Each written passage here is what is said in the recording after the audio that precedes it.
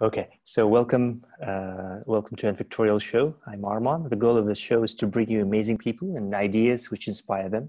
We'll talk about their creative process, lessons learned, the path to mastery, thoughts on past, present, and future, how they discovered their calling and achieved the elite levels of their careers. Today, on the fourth episode of our program, we have my dear friend Tilek Mamutov. He is a co-founder and CEO of OutTalent, which is a wonderful startup which we'll discuss in a moment. And before that, he spent 11 years at Google and Google X. And he's originally from Kyrgyzstan. Tilek, welcome to the program. Great. Thank you so much, Arman. Really appreciate it. It's an honor to be invited. It's my first podcast in English, and always enjoy talking to you. So I'm very right. It was a super late notice. I just told Tilek we're going to record it in English just a minute ago, actually. So and I never spoken to Tilek in English before, so it's my first as well. So it's almost 11 p.m. on my side of the world, and I hope to be awake throughout this interview. I have been sort of thinking about this Joe Rogan, sort of Howard Stern style, long form kind of interview with Tilek for a while. So it's great that we're finally doing it. So Tilek, let's start from the very beginning. Tell me what were you like as a child? What was your childhood like? Great. Let me remember. So I feel like I remember my memories start around being like 5-6 year old.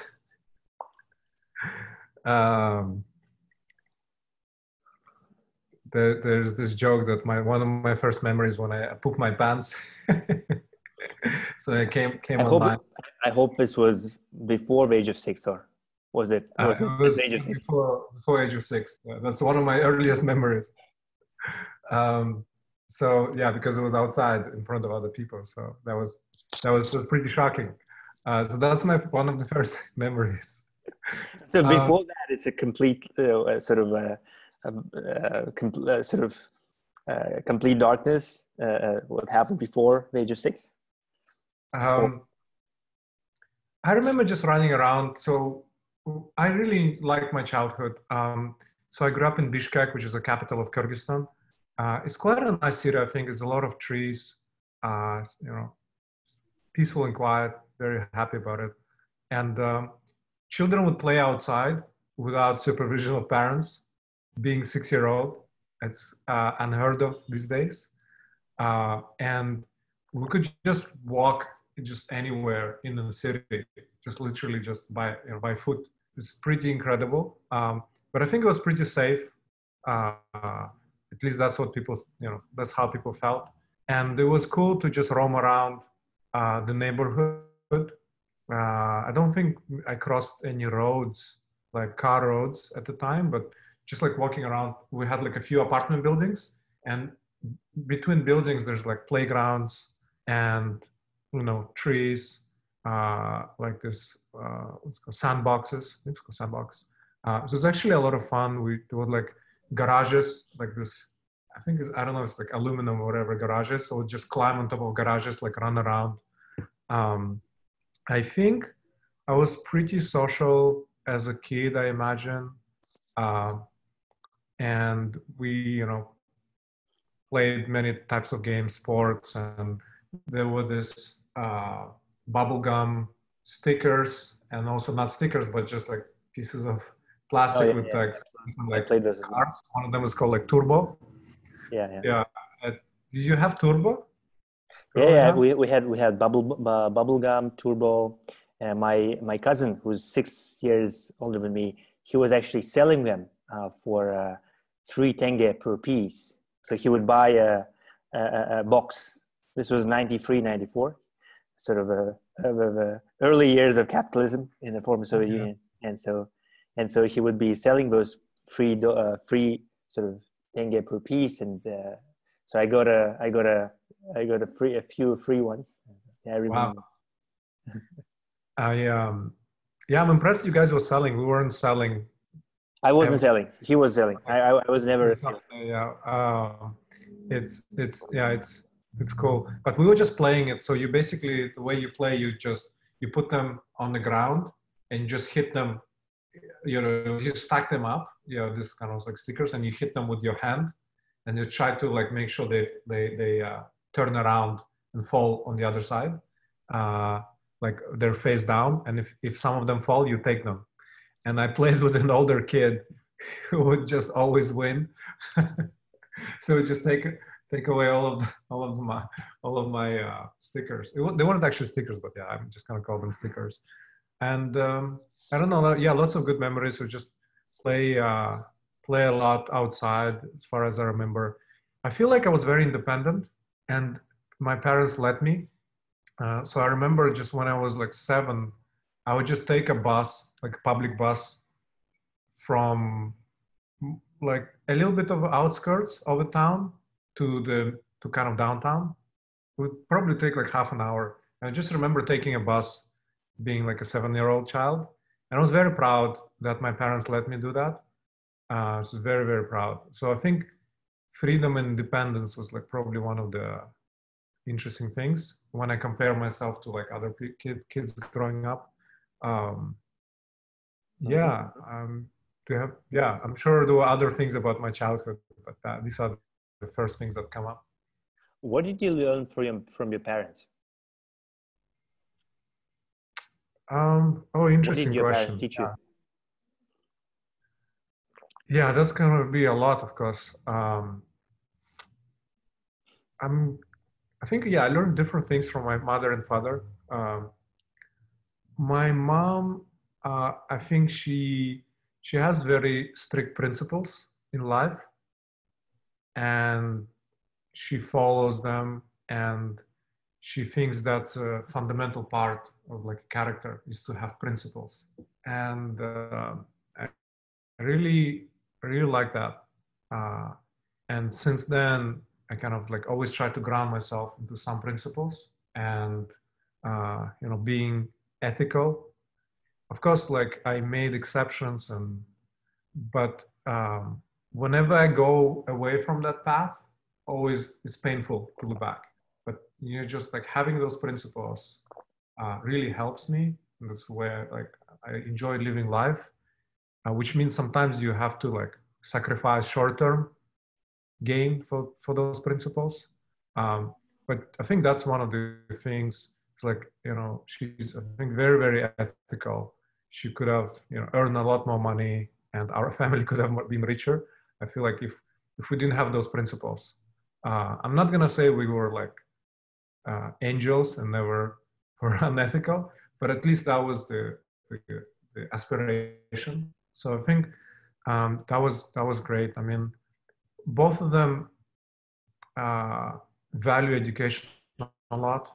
I think their parents also valued education. So that's where my privilege comes, right? I was already lucky that they valued education, their parents valued education. And they also let me pick and choose. That's what I really appreciate. They let me try all kinds of hobbies. They would buy all kinds of books. They bring me to libraries. A lot of it in the beginning was bringing to libraries.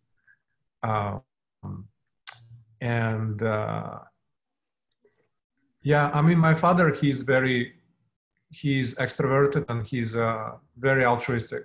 He loves helping people. He has a business which, builds like or refurbishes like hospitals and schools. And he loves that. And he's a businessman. He is a hustler.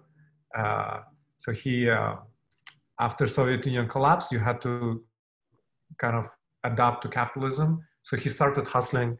He tried like doing it like a tourism business, like flying people to Egypt, which is like one of the first probably charter flights from Kyrgyzstan. And he tried to bring interesting goods from other countries, like yogurts. Never had yogurts at the time, or some other foreign goods. And I could see him hustle and like enjoy it. and a lot of them fail or not work out. But then he came back to what he was really good at, which is civil engineering, like construction. And that he started a company, and he's had these companies ever since. So it's a small company, but it's very well known in its own circles, and like building hospitals and things like that. So he's just kept traveling around. Do they build hospitals from scratch, or they repair the existing ones? They repair usually. There's usually a typical project is there's a really old hospital, and Kyrgyzstan received a huge grant from like German government, and you need to kind of you need to repair it. And there's usually a lot of corruption in that area. Actually, there's more corruption in the commercial building space. But this one, usually there's less corruption because there's a lot of supervision from both governments. So he likes that space because that's where you don't need to be you don't need to be a hustler in an unethical sense. You can be a hustler in like just a business sense. I would say I think hustling was more in the beginning, just trying different things. I think after he realized that his thing is, construction, he stuck to it. Yeah, I'm very proud of him. He's just done a ton of work in like the most remote parts of Kyrgyzstan, just traveled so much. So yeah, learned a lot from him as well. It's very, very fortunate there. Tell us more about sort of your elementary, middle, and high school. Did you go to the same school throughout 11 years, or what was your transition like from sort of grade 1 to grade 11? Yeah, so what's interesting is compared to like American education or maybe some Western, is all kids were in the same building from 7-year-old until 17. So it was the same school, and it was a free school. It's like public school, but it was one of the best, maybe top 4. I don't know if it's top 3. It's called number 70. It was hard to get in, but I think my parents prepared me really well. Like I think relatively early, I was 4 years old. I don't remember when I learned to count, but I basically passed the exams pretty well 1 year earlier than supposed to be. So at 6-year-old instead of 7, and then I got in. So which was a great success for me. And what was interesting is that the school was in a very different part of town. It wasn't like a local district school, but I like that they allowed to get into it. And it was a relatively new school. It was number 70, which is like one of the last numbers. I think there was like 71, 72 maybe. There were some rumors, but it was like a pretty new school. And my parents heard about it from some other parents. They heard it's good. And yeah, managed to get in. Actually, I got sick the first year. I was getting sick a lot. My health was terrible, I think. I just spent so much time in hospitals in early ages, just for all kinds of diseases, just like many, many diseases. It was very difficult for my parents, especially for my mom, probably. Just was getting sick a lot. So I was getting sick a lot when I was 6-year-old. So I had to redo the first grade when I was 7. And feeling I was doing really well in the beginning. I enjoyed math and just any other subject. I was getting really good grades, enjoying school. Things started to get more difficult maybe when I was about 12 or something like that. When I remember there were a lot of subjects like physics, chemistry, biology, and I started not to be good at them for some reason. I don't know why. I love reading books about all of those subjects.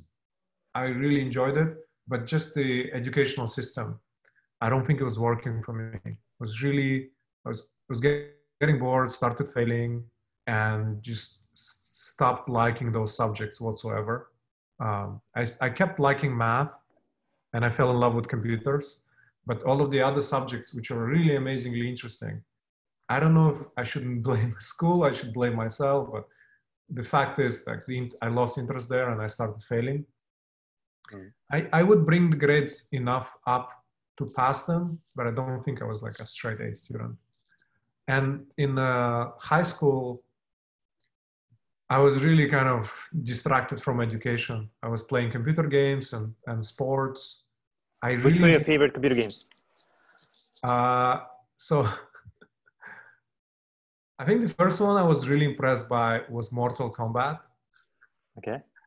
I mean, I think that one of the first ones I played was like Aladdin. So it's like Prince. What is it called? Prince Aladdin. It's really cool, by the way. And then Super Mario, I think was one of the first. But are you referring to Prince of Persia?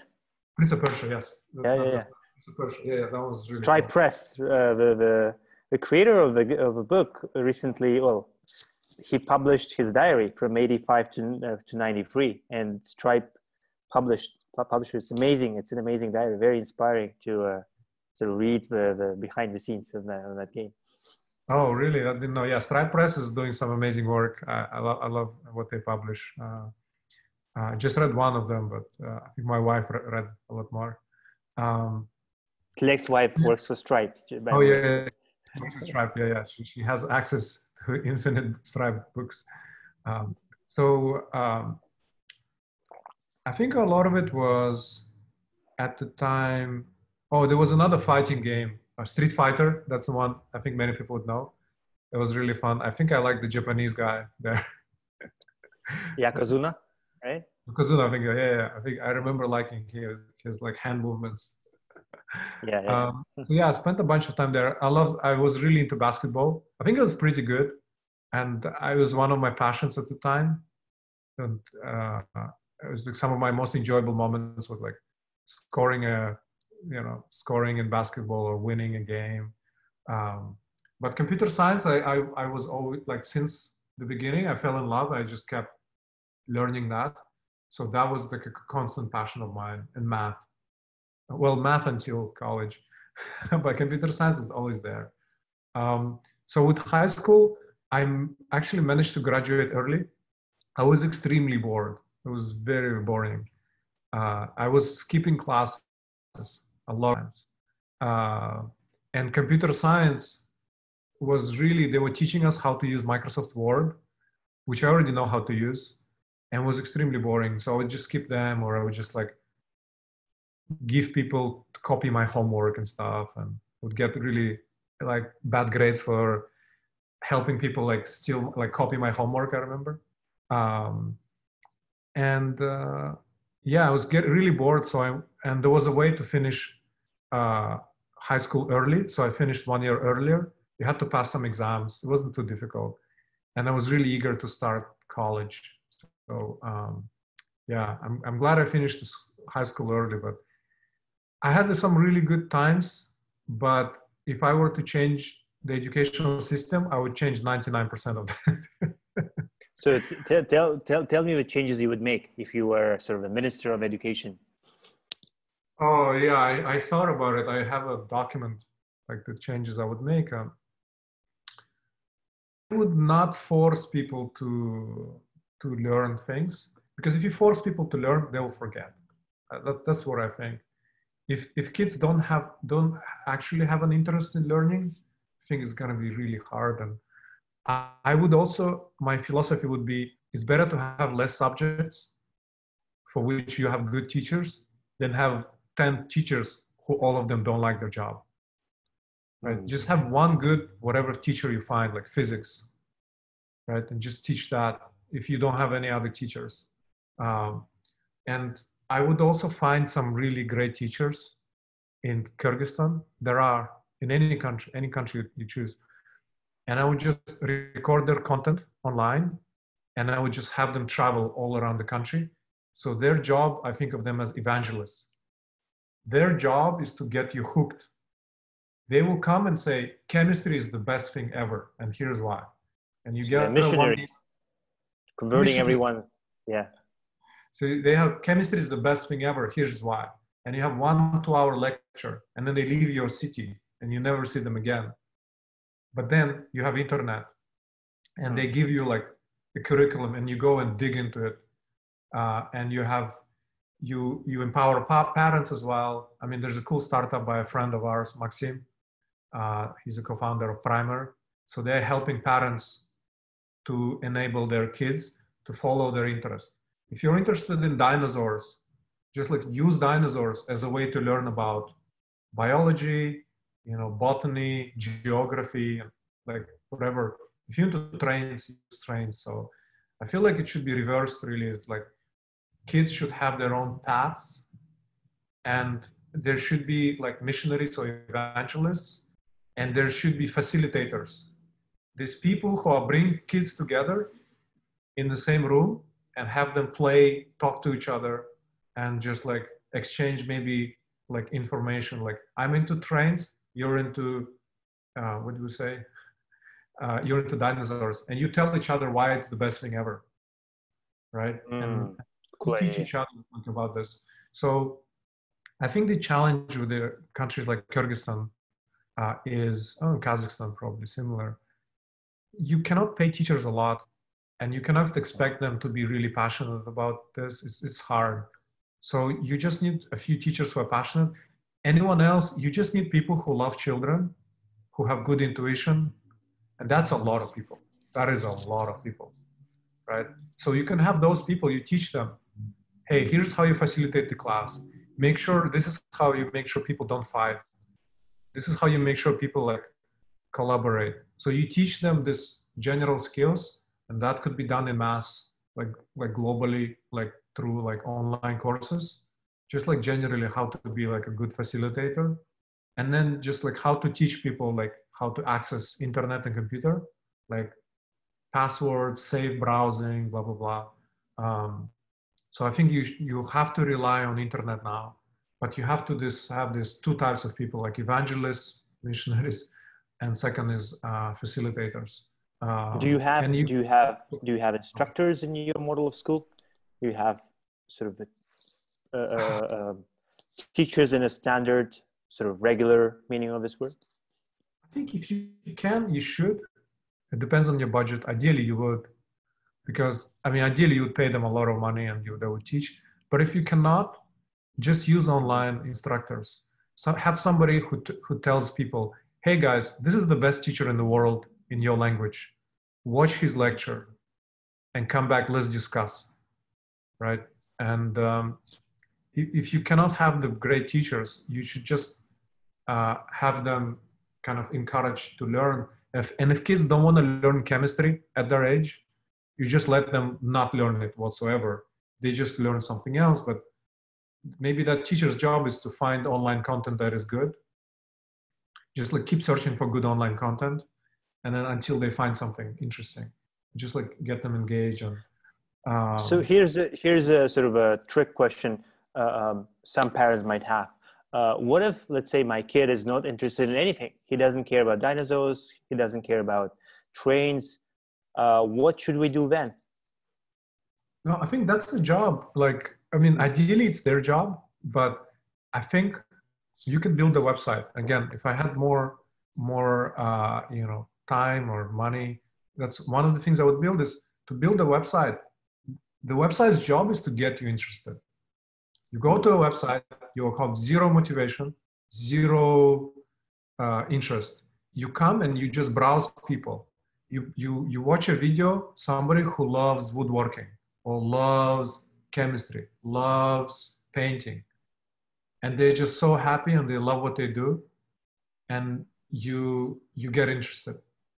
I bet if you show 100 things where people are really passionate about something, kid would like one of them. I mean, if they don't like any of them, I think that would be very interesting for me. Like, I think you can make that happen, and then you hook them with something, and then that's where you start building it from. And then say, okay, you like this, then you can learn about that, and you can have this tree, right? You start from like, okay, you like trains.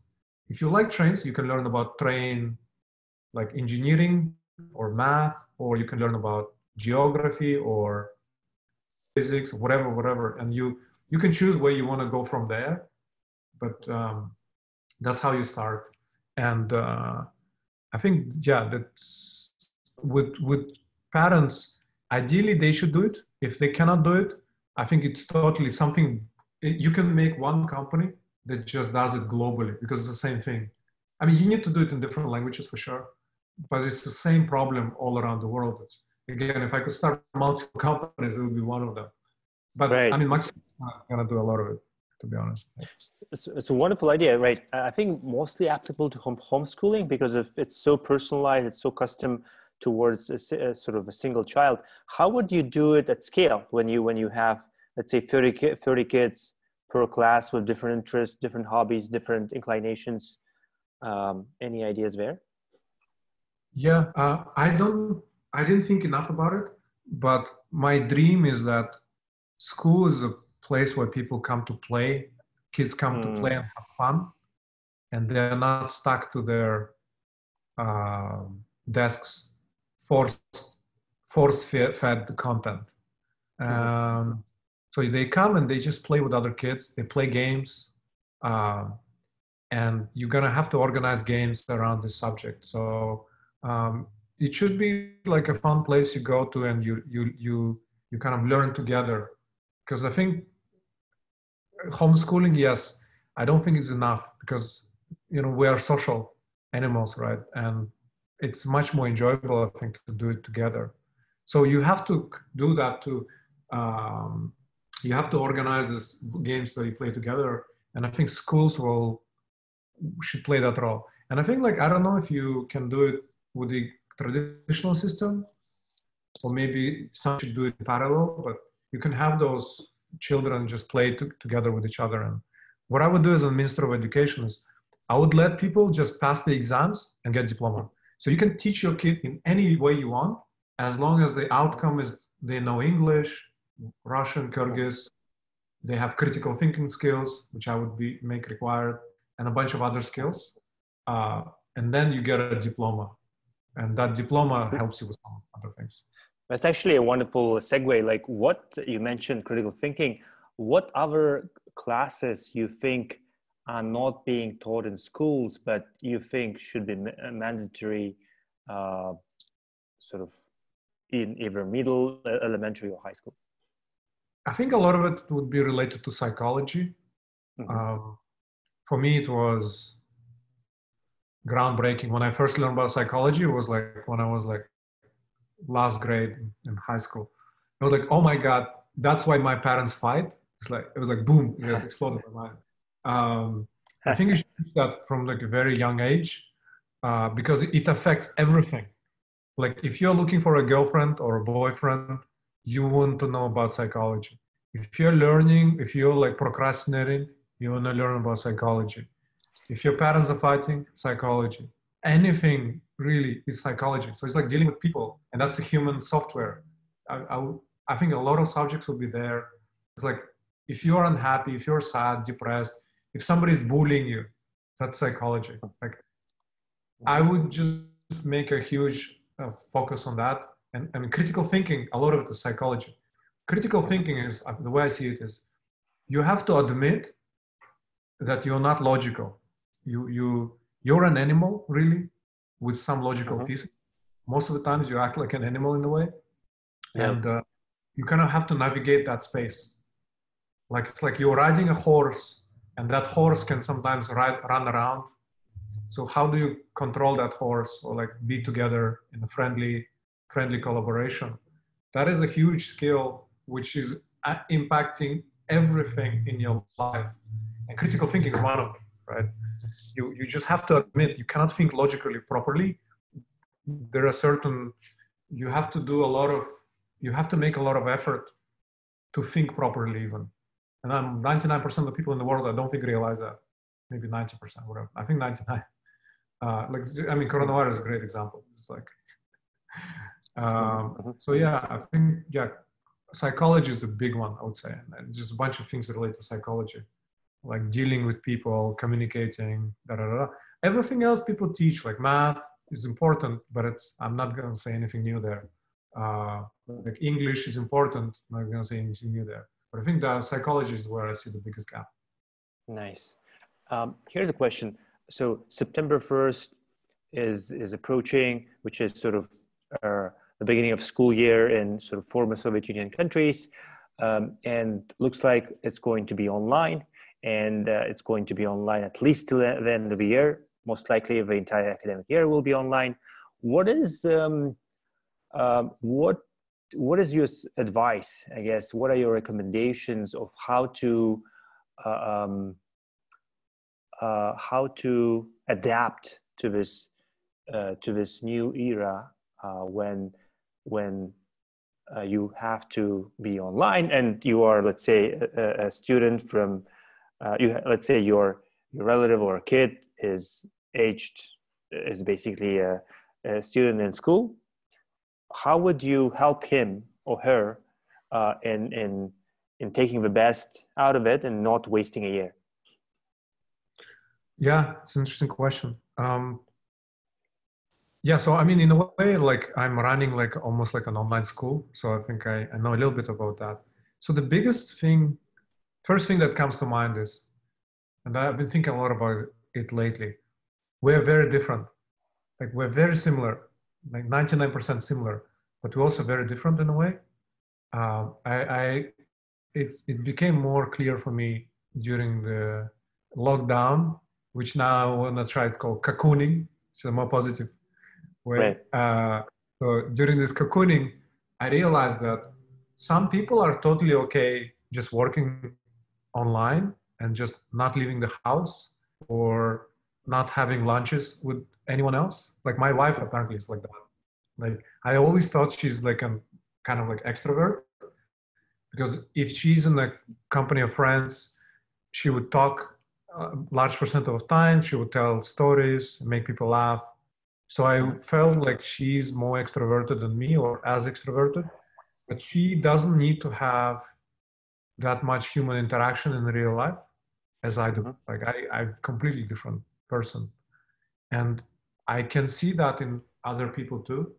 Like if you're staying home, some people may be okay and actually enjoy that, but some people like not. So I think first of all, if you're a teacher, if you're a parent, I would just like try to think like about my own child, and like maybe as a teacher, you maybe should have different approaches to different types of children, which is always hard when you have like 30 people in the class.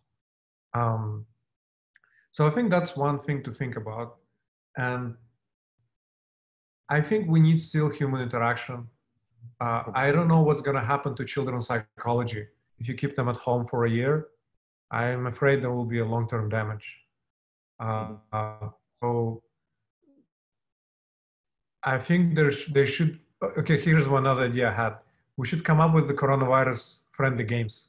Like they come, they play together, but they're like 6 feet apart from each other. I don't know. I forgot how much meters. Whatever. It was 2 meters apart. Yep. I think we can invent millions of games where children are far away from each other, or they're wearing masks or whatever. But I feel like if you just say, hey, let's just go online, I think it's very irresponsible. And again, it's not creative. I think we're very creative. We can come up with all kinds of games. So I think kids should meet other kids in person in some way. Maybe they should be in small groups far away. Maybe there should be a glass between them, whatever. But I think we're running a very dangerous experiment if we let kids do it online. Again, some kids might be fine, but I'm worried for others because like touch, like whatever, maybe if they don't touch each other and like hug each other, it's gonna damage them in the long term. Yeah, I don't know what's gonna happen. So I would be very careful about doing it completely online. Yeah, if you're doing it online, just give them more freedom. Record every lecture. Just not force them to sit at the same time. I mean, I think some of it is useful. We actually, in our program, we have one required meeting where they have to come up once a week, come and tell about their progress. Because I feel like if you don't do it, then you're relaxing too much. So I like to give people as much freedom as possible, but not too much. Yeah. Like with simplicity, make things as simple as possible, but not too simple. Not what was the phrase? You know this one? Right. Exactly. Yeah. Albert Einstein. I Simple credit as it to possible, but Einstein, not simpler. Yeah. but not As simpler. short Yes, as possible, but not shorter. That's another that's one. kind of my philosophy. Yeah, just give people as much freedom as possible, but not more. Yeah. And with Yeah. same with kids, I would just give them as much freedom as possible. I would leverage online content that is already there. That's a great opportunity for teachers. Now they're forced to do it. Now they should just use the best they can online. Maybe find subtitles. If there's a great English video, find subtitles. So yeah, I would just start converting to that. And I think it's a great opportunity actually. Now we're forced to do it. We're supposed to do it 10 years ago. But Yeah. now we're forced to do it and we should do it and it's going to happen faster. Hopefully a lot of teachers will find great online content. So here's another question. I think a lot of, here's what a lot of schools these days have. They usually use a few online tools. So they use Zoom, they have some, or Microsoft Teams. So they have a video conferencing solution, okay?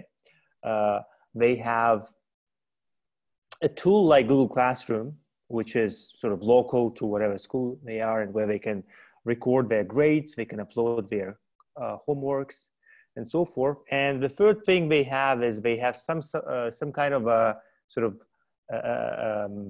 of repository of content, which is sort of electronic textbooks across all the grades, across all the subjects. So,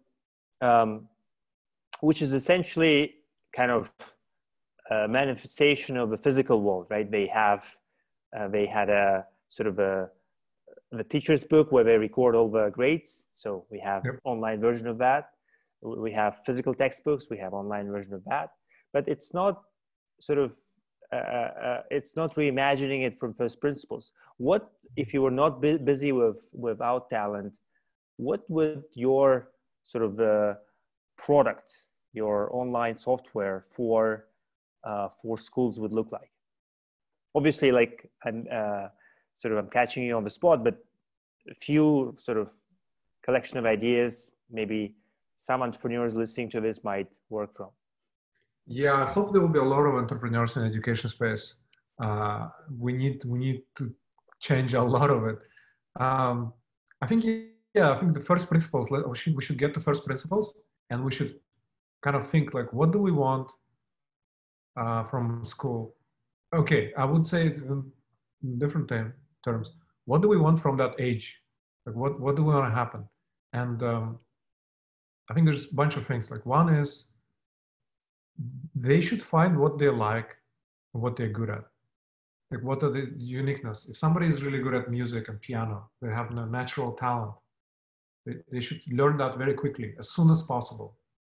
Like the most famous people, like who got really good, a lot of them, they found that they're really good at something. Like a 6-year-old just kept doing it ever since, right? So I would just have them try many things, like, and as in a friendly environment, not forced. Hey, try biology, no grades. Try chemistry, try that. And again, I think you can have this page where you just have people, you try to get people interested, like this entrance page. And then once they're interested, then you just like help them learn more and more, just like serve more content. So I feel like that's how I would, you should have one for content. There's just this insatiable, like to kind of address this insatiable curiosity, just like always feed content that is educational and make sure people try all kinds of subjects. So that's one. Mm-hmm. Then there are other things like English language. Mm-hmm. Sometimes maybe you cannot just hook a person to English language. So you kind of have to maybe force it a little bit. You should still find the most friendliest, the friendliest way to do that. Mm-hmm. But with English, then you can have, that's where like OutTalent methodologies, like first you need to make sure people are motivated somehow. Once they are, you gather a group of people who are about the same level of knowledge, and you just give them the content. You just tell them, here's how you can learn it. You give them the curriculum and you should learn it, and you set goals and you meet, and that's where you kind of need like a coach. It's like, oh, like, great job setting goals, great job hitting goals. Oh, how come you didn't hit the goals? Like, hey, maybe you should change your approach. And so that's what we do. And there you don't need much new software, to be honest. I think you can automate, you can have AI and chatbots. And, I mean, chatbot is one of the things I'm thinking of doing. Chatbots that ask you what you accomplished today and what your plans are for next day. So that one is very easy. So yeah, bunch of things, but first principles I would look again is like, you need to help people learn who they are and build upon what their curiosities are. And then second is, there are some required things: communication, psychology, like, critical thinking, English, like some core languages, maybe health and diet. Like, if they will have a bad diet, it's going to affect their study. Like, again, I would teach them as early as possible, right? So yeah, things like that. Pretty cool. So let's coming back to sort of your memoirs. So you graduate high school. What's your next step afterwards? Yeah. So I mean, it's pretty typical college. What did you study in college? So the first of all, like, choosing college was a little bit interesting, and so we have a new college as well at the time. It's called American University in Central Asia. That one was really expensive. That was quite expensive, and my grades were quite good at the time, so I could get into any college pretty much. Quick question: do you guys have some kind of sort of unified standard test at the end of grade 11? I think I was the last person who did not have it. Did not have. Okay, got it. Okay. But so I had to pass exams in different universities, and I was pretty good at it. Not one of the best, but pretty good.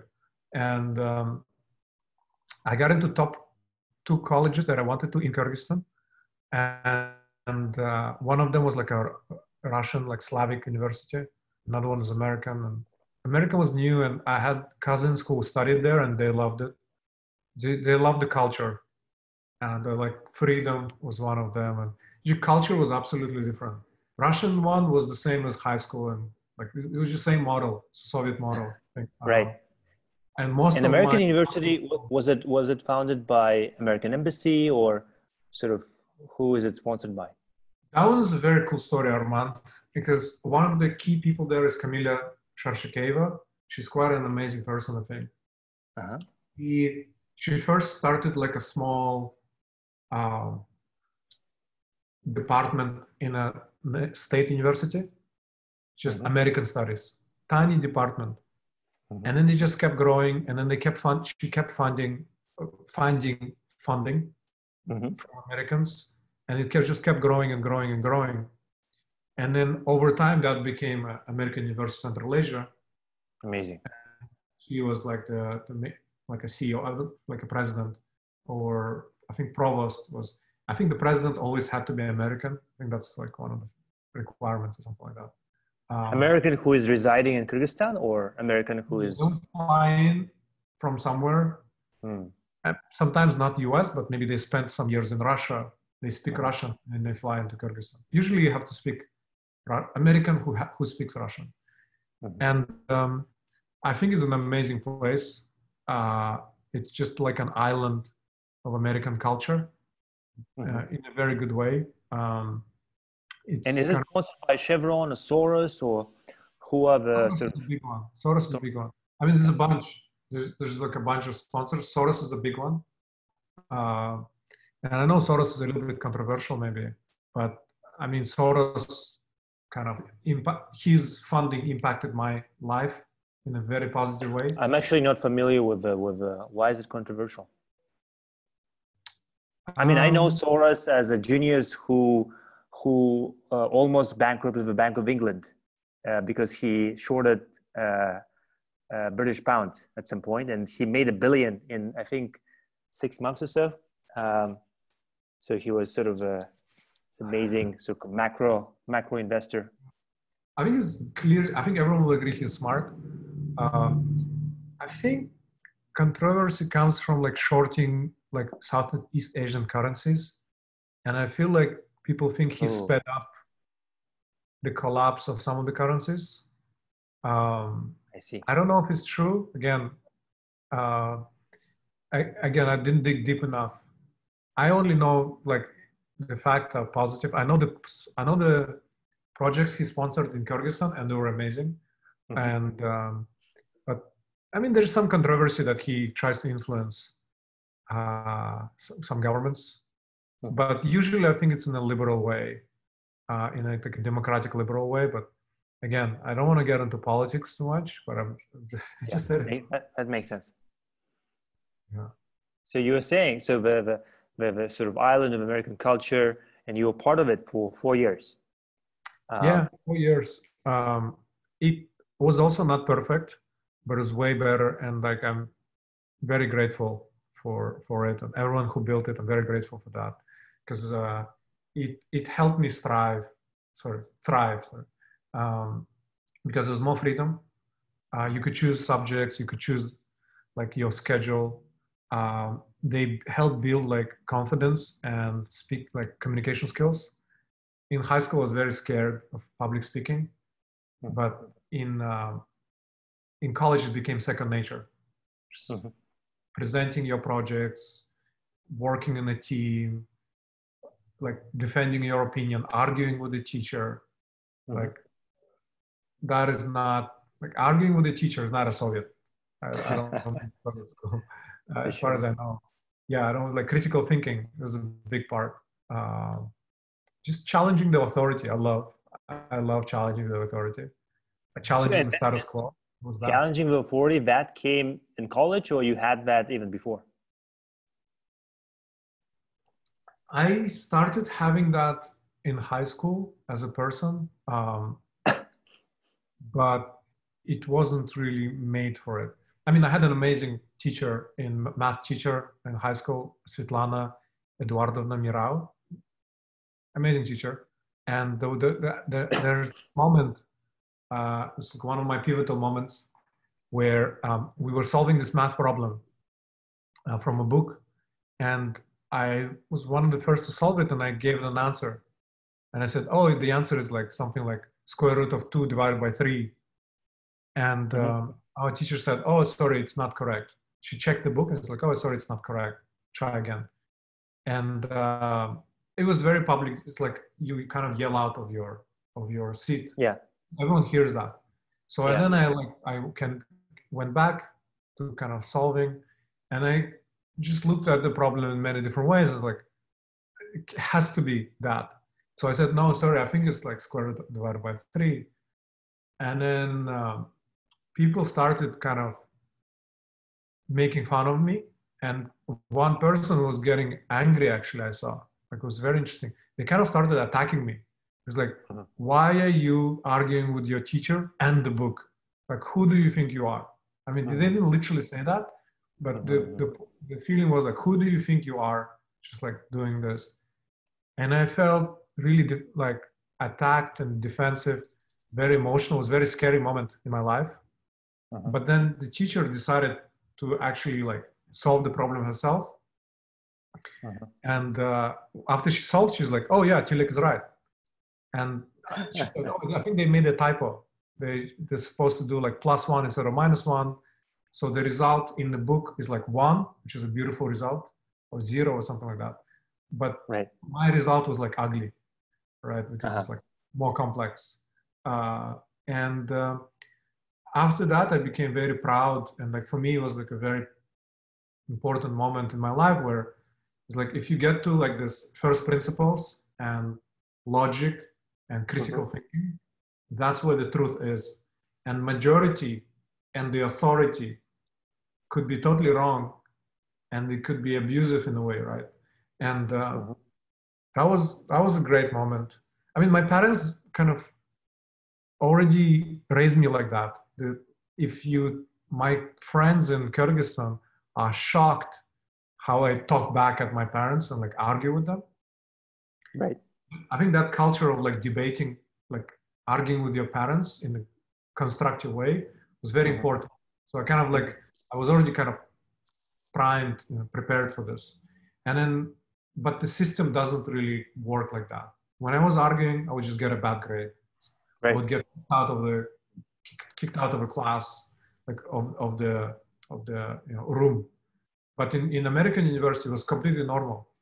If you don't agree with your teacher, you tell them. And a lot of teachers, Right. like American or Western, and they like that. They like, you get a good grade after this. So that one is awesome. That one is really a big deal for me.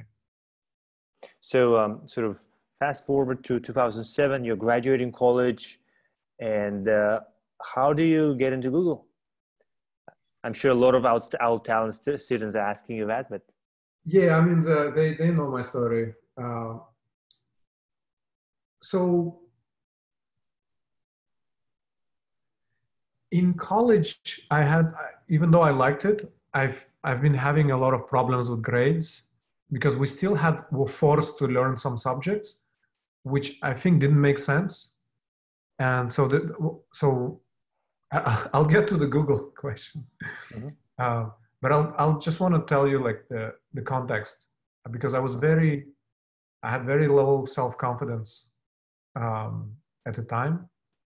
And quick question: did you have any friends or I don't know, relatives, anyone you knew who sort of lived abroad or who would plant this idea of just going abroad to work somewhere or study somewhere?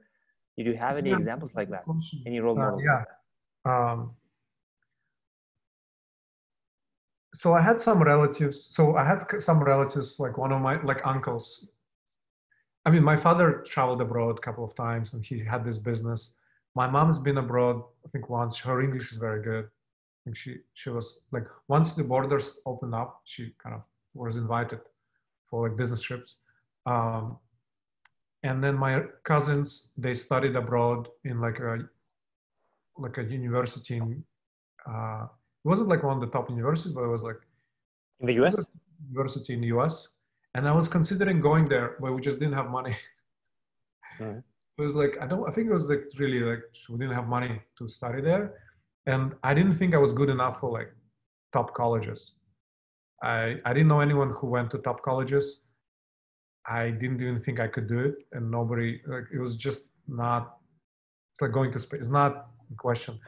When in university, I had bad grades for a bunch of reasons I can go into.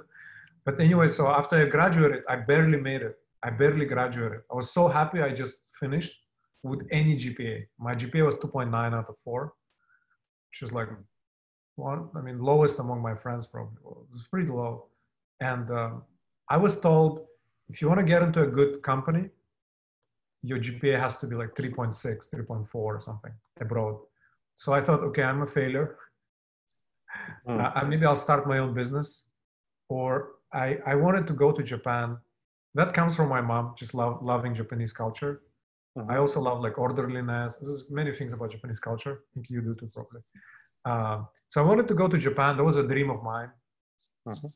And so I was a dreamer always, actually. So I still, even though I was failing a lot, I still kept dreaming.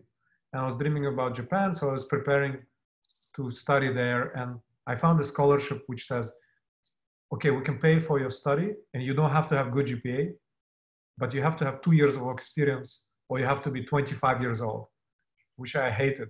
I hated ageist. I hate when there's numbers, like age number in the application. I will never do it. Is there an age requirement at OutTalent? No, for sure not. I have so much emotion against it now. And I love it when people apply for like super young or super old. Not super old, but like, older. So yeah, I had this requirement. So I thought, okay, I'm like 20 or something. So I cannot get 5 years to 25. So I just want to work for 2 years in Kyrgyzstan. So I'm just going to work in Kyrgyzstan. And in 2 years, I'm going to apply. Pretty bad plan, probably. It's a pretty bad plan if you look back at it, I think. And in Kyrgyzstan, I was just doing a bunch of random projects. I was thinking of starting a outsourcing business, but in reality, I was just doing it alone. maybe sometimes with a friend. And sometimes I would just ask to like fix a printer or like hack something or whatever, just a bunch of random IT tasks. And it was not very well organized. And at the time, that's when I get an email in my mailbox saying, hey, would you be interested in working at Google? Has like free food, life insurance, health insurance, ping Wait. pong. And they found your email on, like, how did they find you? Like on Yeah, LinkedIn yeah. or? He found me actually on this website. It's like LinkedIn of the time. It's like monster.com. Okay. And the reason I had my resume there is uh, our visiting American teacher, her name is Gail. She kind of forced us to create an online resume as homework That's at amazing. this obscure course called Project Design Methods. She said one of the homeworks is like, you create a resume. And the thing is, I just kept it up to date for a bunch of reasons, which I did not apply anywhere, but I just wanted to make sure I remember all the accomplishments. And maybe I care a lot about self-image. I don't know, but I wanted to be up to date. But I did not apply anywhere. I thought it's too early for me to apply. Like I'm not good enough. So I didn't apply anywhere. But that's how they found me. Nobody else wrote to me, just Google. Mm-hmm. It wasn't like some average, mediocre companies wrote to me and then Google. It was like no one ever and then Google. As far as I remember, because that's what my That's memory amazing. tells me now. And so that's why I thought it was a scam. It's like, how come like nobody wrote to me, now it's Google? But it turned out it was actually Google, and I applied there, managed to get to an on-site in Moscow. It was amazing just to meet people who work at Google, just like people behind the scenes. It's like meeting people from, who went to space or NASA or whatever. So just meeting them was really great for me. And I didn't make it. This is one of my public failures because I told a couple of people in college that I'm applying, that I am invited for an on-site interview. And the news spread like wildfire because nobody knew anyone who was at these top companies. There was some rumors about some guy at Microsoft. But the news spread like wildfire. So for months, people kept asking me how it went. And I just kept saying that I failed. And so that was really kind of painful because but then I still I realized I was very close. So for these 6 months, I kept preparing. So I reapplied in 6 months again, and I managed to get a job from a second try. Barely made it, Armand, because I barely understood what questions they were asking me in English. My English was not very good at the time. Still not great, but at the time I was like, I struggled understanding the questions they were asking me in an interview. I just kept asking them again sometimes. Inspiring story. Barely made it. Inspiring story. So you spent 11 years there. So in a nutshell, what did you learn from Google? What did you learn from working at Google and Google X? What are some of the highlights of your journey and key lessons learned, the ones you're going to take away with you? Yeah, no, Google, I think there was there's this phrase that started as like product market fit. I feel like there was a product market fit between me and Google. Again, it's like culturally, like this American culture fit me more. And I think Google culture fit me really well because again, it's a lot about freedom. They have this 20% project, 20% of the time you work on whatever project, which is roughly around Google topic. So that was awesome. I learned that if you treat people really well, they can do great things. Because I was highly motivated. They treat me really well, but I worked harder than ever. I worked harder when I was treated well than when I was yelled at. It was stupid. When I look back at my manager who yelled at me in front of everyone, just in a very aggressive way, I was just so dumb. So I just learned that if you treat people really well, they can do much more. And I was just very happy to see Google successful because you can see okay, you give people freedom, you treat them really well, and you're ethical. And I think Google has its challenges. I know all the criticism, I think. but I think it tries to be an ethical company. And I think if you compare it to other businesses, it's pretty ethical. Again, happy to debate on that. But I love that it had those principles, right? I mean, for example, it didn't go to China. I mean, you can argue whether they were gonna go to, but like it did not go to China, and it was a huge thing because everyone else went, and it was clearly a good financial decision, but it didn't. So it tries to be principled, right? It tries to have ethics, which are more important than money. Like, you know, I think it will get to money, but I love that like you can be ethical and very successful. And even though they made mistakes and they keep making mistakes, but I learned that it's possible to treat people well and be ethical. What do you think, how would Google change in the years to come as the founders are, I would say, sort of not exactly checked out, but they are on the board. They're no longer, so Larry is no longer CEOs. I mean, so they are, what do you think will happen to Google? I think the results page is, I guess, 80% ads, getting worse, but still essential part of our sort of tool set. We cannot, I mean, arguably we always search on Google, despite all the challenges. So are you optimistic about the company? What do you see the company will look like in the next decade? Yeah, I'm optimistic. I mean, I didn't sell any stock in Google, and I think most people, a lot of people I know that did sell. So I did not sell any stock. I still love it. Again, it's like with your spouse, you know all the disadvantages and advantage, like all the strengths and weaknesses, and you still love them. So I have that with Google.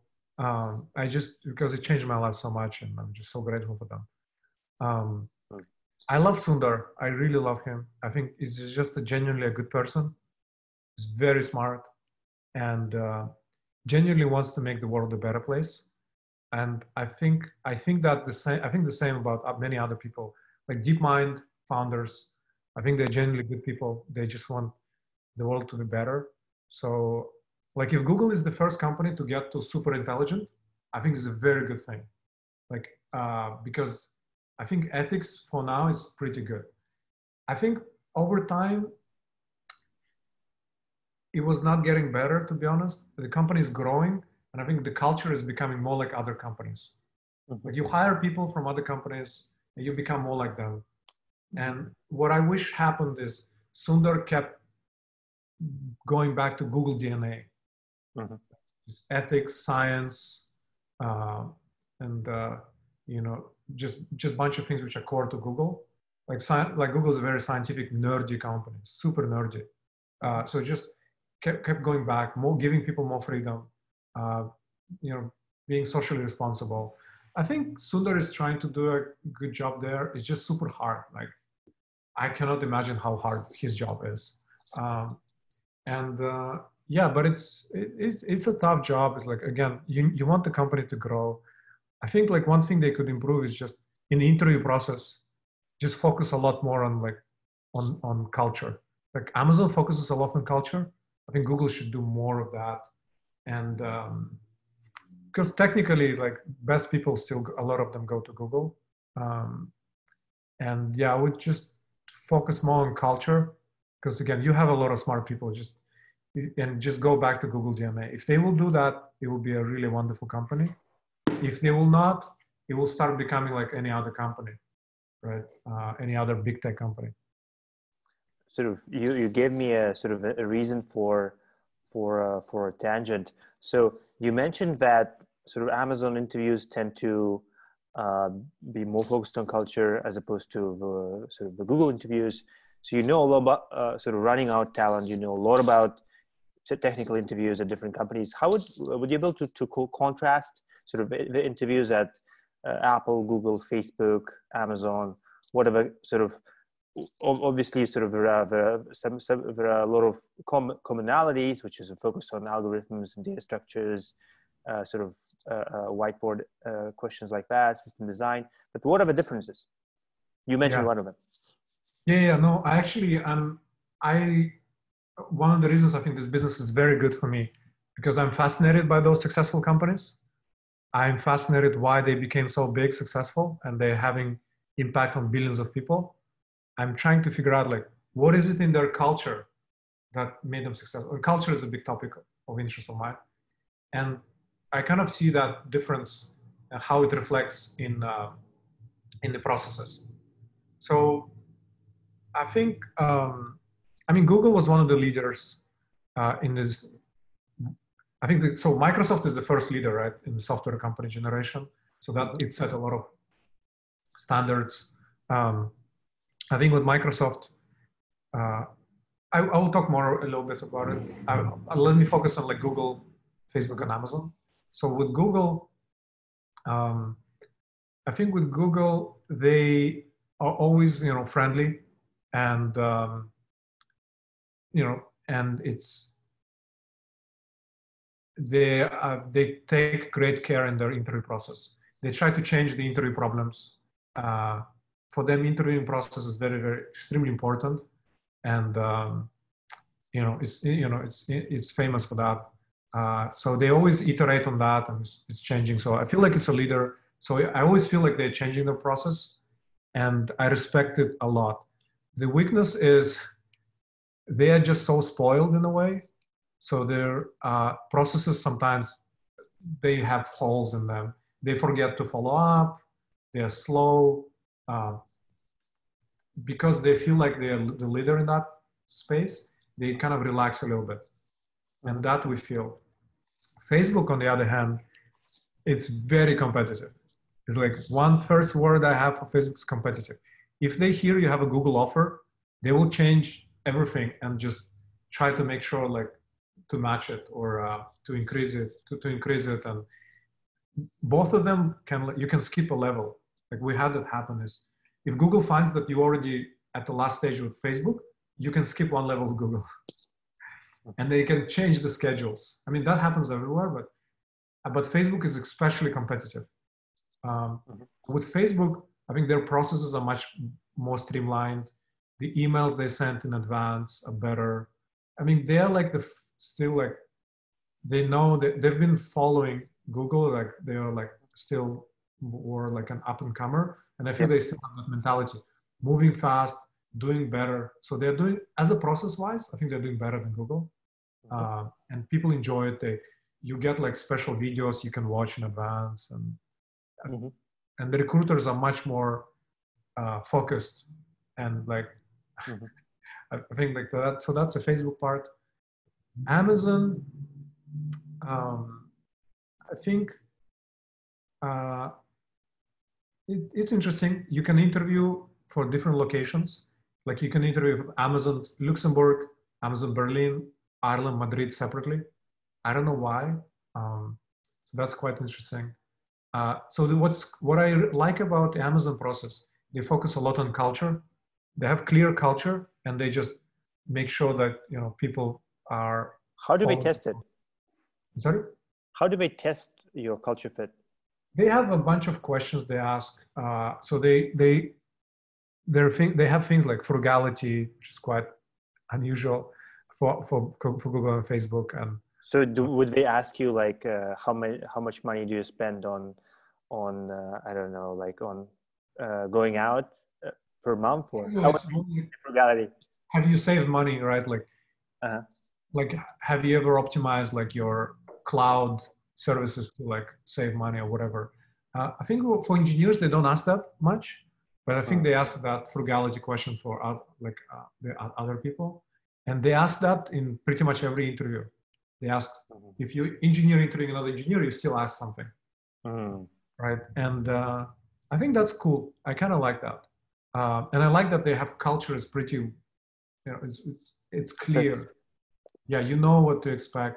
Google culture was like, I wish they kind of formalized it more, and I think that formalizing is important. You can still keep changing it, but like it's kind of so my wife is reading sort of a Montessori for toddlers, and she's been reading this book for some time. We have a Montessori angle for the kid, which we set up last week. And she's basically telling me that she sees the Montessori influence on Google, because both founders went to Montessori schools.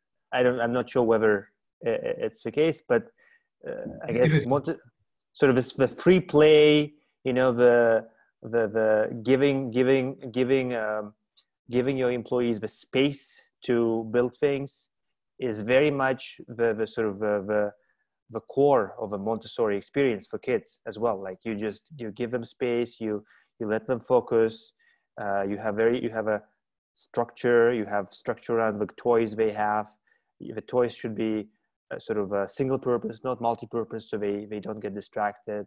You give them one toy at a time, all those kind of things. And it's incredible how sort of your childhood can affect the entire company. Yeah, it's a very good point. I'm glad you brought up Montessori. I think Montessori was an amazing person. Again, controversial, because she believed in a bunch of how do you say, not extraterrestrial, but extrasensory, not extrasensory, but some bunch of things that, not proven by science. I'll find the word maybe later. And, but what I love is that she learned from children with like different mental, specialties, like autism. I don't know what's the politically correct way to say it. Mental, different challenges like autism, I think, or maybe not autism, but others. And, she built this amazing system. And yes, Larry, as far as I know, they went through it, both Larry and Sergey. And I think individual freedom, again, coming back to it, like you get so much freedom as a child in Montessori. And I love that. Again, with my philosophy, it goes so well. And with Google, for example, I was shocked that you write your own goals. Like you come to a manager and manager asks you, what do you want your goals to be for the next quarter? And you just write it and like you present it. And it puts a lot of responsibility. But you're in this environment of all these ambitious people. So you see them setting high goals, you set high goals. If you're gonna set low goals, you're not gonna do well. But your manager is not telling you. Like you choose goals yourself. Actually, in OutTalent, just a lot of the culture is very similar. Like we tell you, here's what we think needs to be done, but you are a smart person, you just choose it yourself. And it's very unusual for a lot of people from Soviet kind of post-Soviet countries to get used to it, because they get used to hearing this week you have to do this, second week you have to do that, and they kind of like that, a lot of them. But you kind of have to for them to get used to taking more responsibility and ownership. And that's kind of, OutTalent is kind of like this intermediary way. It's like a buffer between local culture and the Google culture, and like Google, Amazon, Facebook, etc. Western culture, mainly American culture, really. I think Montessori played a big role. On one hand, I think like, how come we never invented anything better since? On the other hand, it's just so amazing. I think we should use a lot of it. I wish there was like Montessori 2.0, which is much more scientific, because I think a lot of Montessori 1.0 is probably intuitive. One suggestion for, I would say, I wouldn't sort of nominate it for Montessori. Well, let me just say it. I would probably nominate as a Montessori 2.0 this sort of a network of schools called Wildflower Schools. It's founded by Seb Kamwar. Actually, he's former Googler. He sold his company to he built iGoogle, which is sort of a personalized homepage, and he's now a professor at MIT Media Labs. So I think he might be a sort of a person to look at, and has some very cool ideas there. That's very cool. Yeah, I'll look it up at some point. But I mean, the challenge. I was thinking of starting a business, because one of my dreams was like to be the next Montessori, because I believe in education so much. but I'm not sure I'm the best person to work with. I mean, I love kids, but I feel like I'm not the best person. And I have this unique story of getting a job at Google. And the problem with the Montessori kind of thing, you will know the results probably many, many years after. Yeah, this is like even worse than venture capital. It's, I love it, but if I could live forever, I would do that. If I could know, like, okay, I'm gonna live forever, like it's fine. But given that, probably I will not, I kind of decided to do fast education, and then maybe later, once this is solved, then later we can do more like a longer term. But again, it's cool that I have a friend Maxim who is doing this homeschooling, and I'm looking at it and it's like, I'm very happy somebody's doing it and they're doing an amazing job, I think. So it makes me more optimistic about that, the whole education space in general. So yeah. If you are, I like the sort of the phrase you just coined, fast education. I guess I'm in really fast education, just 8 weeks. Anyway, so a bunch of interesting ideas. So coming back to sort of Microsoft interview process, what is it like? What are some of the traits? What's the style like there? Yeah, so we have one person who got a job at Microsoft in Czech Republic, but we don't have that much experience with them, to be honest. But the main difference is it's team-based. So you focus on one team, and I think teams have some autonomy in terms of choosing their own questions. So that's why it's much more diversified, unlike Google and Facebook or Amazon. So with Microsoft, it's kind of harder to predict, and usually we don't focus on it that much. Because if we think you can do Google, Facebook, Amazon, usually you could do Microsoft, and usually that's the preference. Again, Microsoft is getting cooler. I think Satya is doing a job there, like GitHub and LinkedIn, and I mean VS Code is pretty popular, and there's a bunch of Minecraft, TikTok. Yeah. TikTok probably, yeah. So it's getting, he's trying to make it more cool. So, and I think it's slowly getting maybe cooler. We'll see. So yeah, we're not focusing on Microsoft that much, but we know more about like Stripe, for example. Stripe, I think, has a very good process. This is like from new generation. I think Stripe has the best process. Yeah. I mean, just in general. API integrations, debugging. Yeah. I think that one, they think a lot about interview process. And I think that there's probably the best right now, because Google hasn't updated their process much lately for engineers, and it's a very algorithm-focused company. It's built based on one algorithm, and it's algorithm. Stripe, we actually have a person who has designed system design interviews at Stripe. Usman is our friend, and I think that one is the future. It's the Stripe one. Who else do we have? So we had people at Google, Facebook, Amazon, Microsoft, Palantir, Bloomberg, Stripe, DeepMind. I mean, DeepMind is very similar to Google, but it's much more low level, apparently. Bloomberg is similar. It's not as hard usually. Some focus on culture. I mean, Bloomberg has great culture, apparently. Palantir is very, similar to. Yeah. They're not hiring right now much, but yeah. So these are some of the successes that we had, and there's some difference in interviews. Yeah, it's amazing. Tell us. OutTalent was YC S19. So you were the in the summer 2019 batch.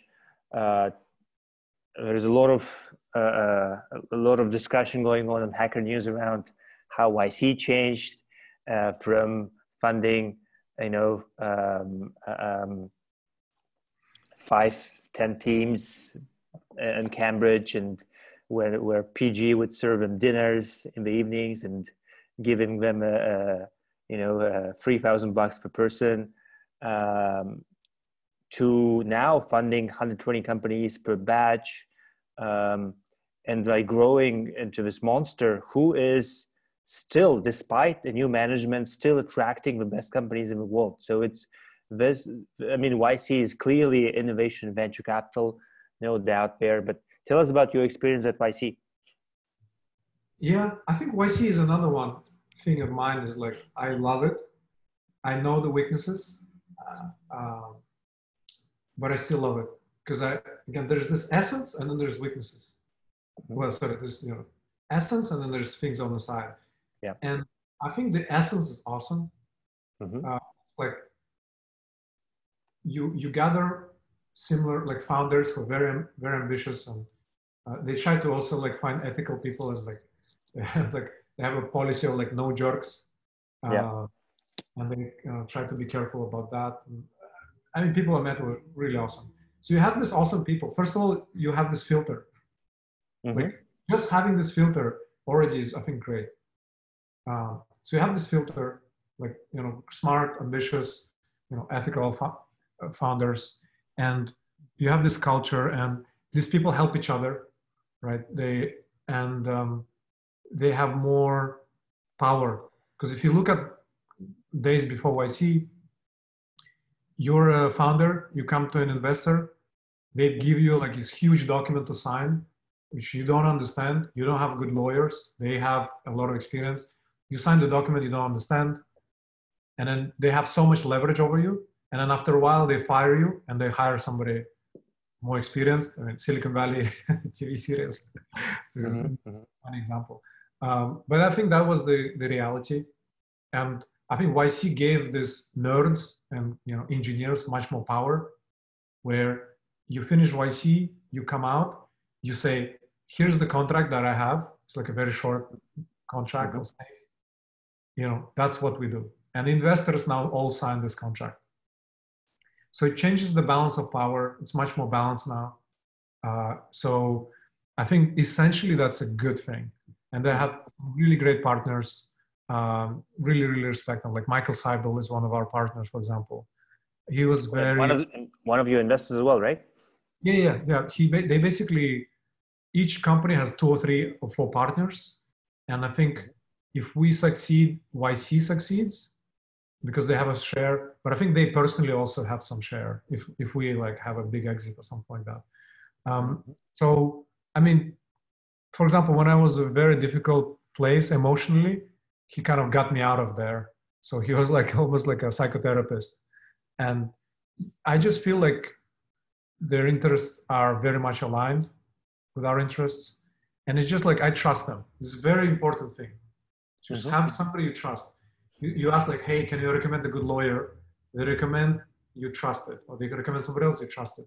So it's, as long as they have that, I think they would be doing pretty well. I know the criticism, there's a bunch of criticism, but again, I feel like there's this essence. And again, it's what depends what you expect, where you are. If you're from Central Asia, I think it's an amazing thing for you. If you sold a startup before and you want to do YC, it's different. But there are a bunch of people who had startups before, which was successful, and then they still went to YC. A lot of people doing YC second, third time. So that's a good sign. Like we had a lot of people who doing YC second, third time. I think there will be a lot of criticism. Suhail from Mixed Panel, right? Yeah, he's doing a browser now, and he was in our batch. Yeah. He loves YC, right? Yeah. He like enjoys it. So you see these people, and he was in our like a small batch actually. So you see these people, and that's a very good sign. In the beginning, like the first day, they say like, raise your hand if you've done YC before. And there's like so many people raise their hands. It's amazing. So you see that, and it's like, yeah, there's criticism. Yes, it's hard to find time for partners. They don't have time for all the companies. So you're not going to have much time for them, like for like one-on-one talks, if you expect that. They don't have all the expertise. That's another criticism. Like I'm doing this startup in this X industry. They don't have a partner from that industry. But I don't think that's their job, is to have like, to know your industry for like every industry. And sometimes the criticism is that it's very templated. Mm-hmm. But again, if you don't like the template, you cannot do it, right?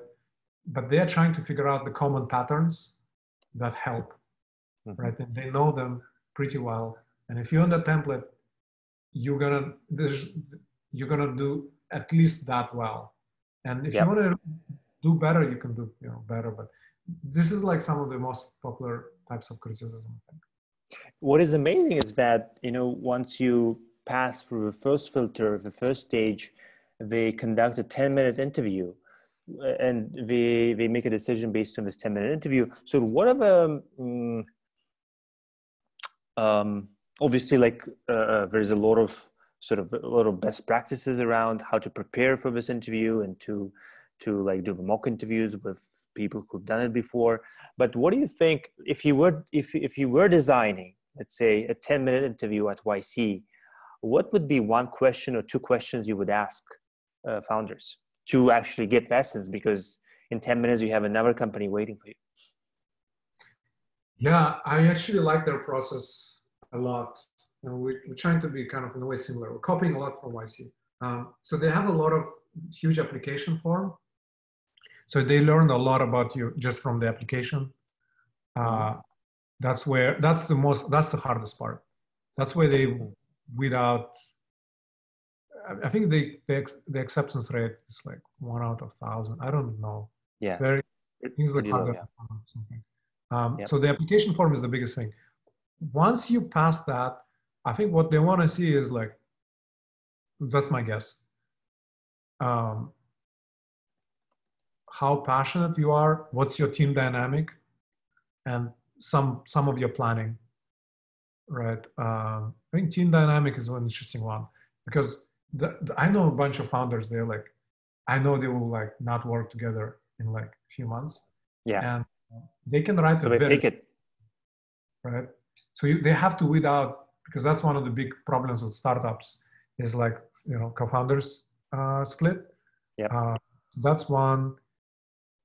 And just communication skills is another one. You have to be, great, good communicator to kind of convince people to join your company, convince people to invest, etc. And that's another thing they test. So, I mean, I know the questions they usually ask. I don't think it's a secret. They ask like, why did you start this business? Like, are you gonna get users? Who are your competitors? So some of the questions are the same questions that you filled out in the application form, but they want to see you say it, right? And they want to see you argue maybe with your co-founder, and maybe one of them will roll out their eyes. Literally, that's what some. Or they interrupt each other, or they don't know who should answer which part. And so there's a bunch of questions like that. And because wherever they can get from the text, they will get from the text. Yeah. And things you don't get from the text is like communication, chemistry, energy, a bunch of things like that. Amazing. So now we're coming to OutTalent. Tell us, well, we sort of briefly, semi-briefly already mentioned a few things, but tell us more about OutTalent. What stage is the company is right now? What are your plans for the next year? Sort of, how is it going? Cool. Можно мы здесь паузу нажмем? Sure, of course. Можно запомнить на какой минуте. Yeah. I'll cut it out. Идет, я вырежу сейчас.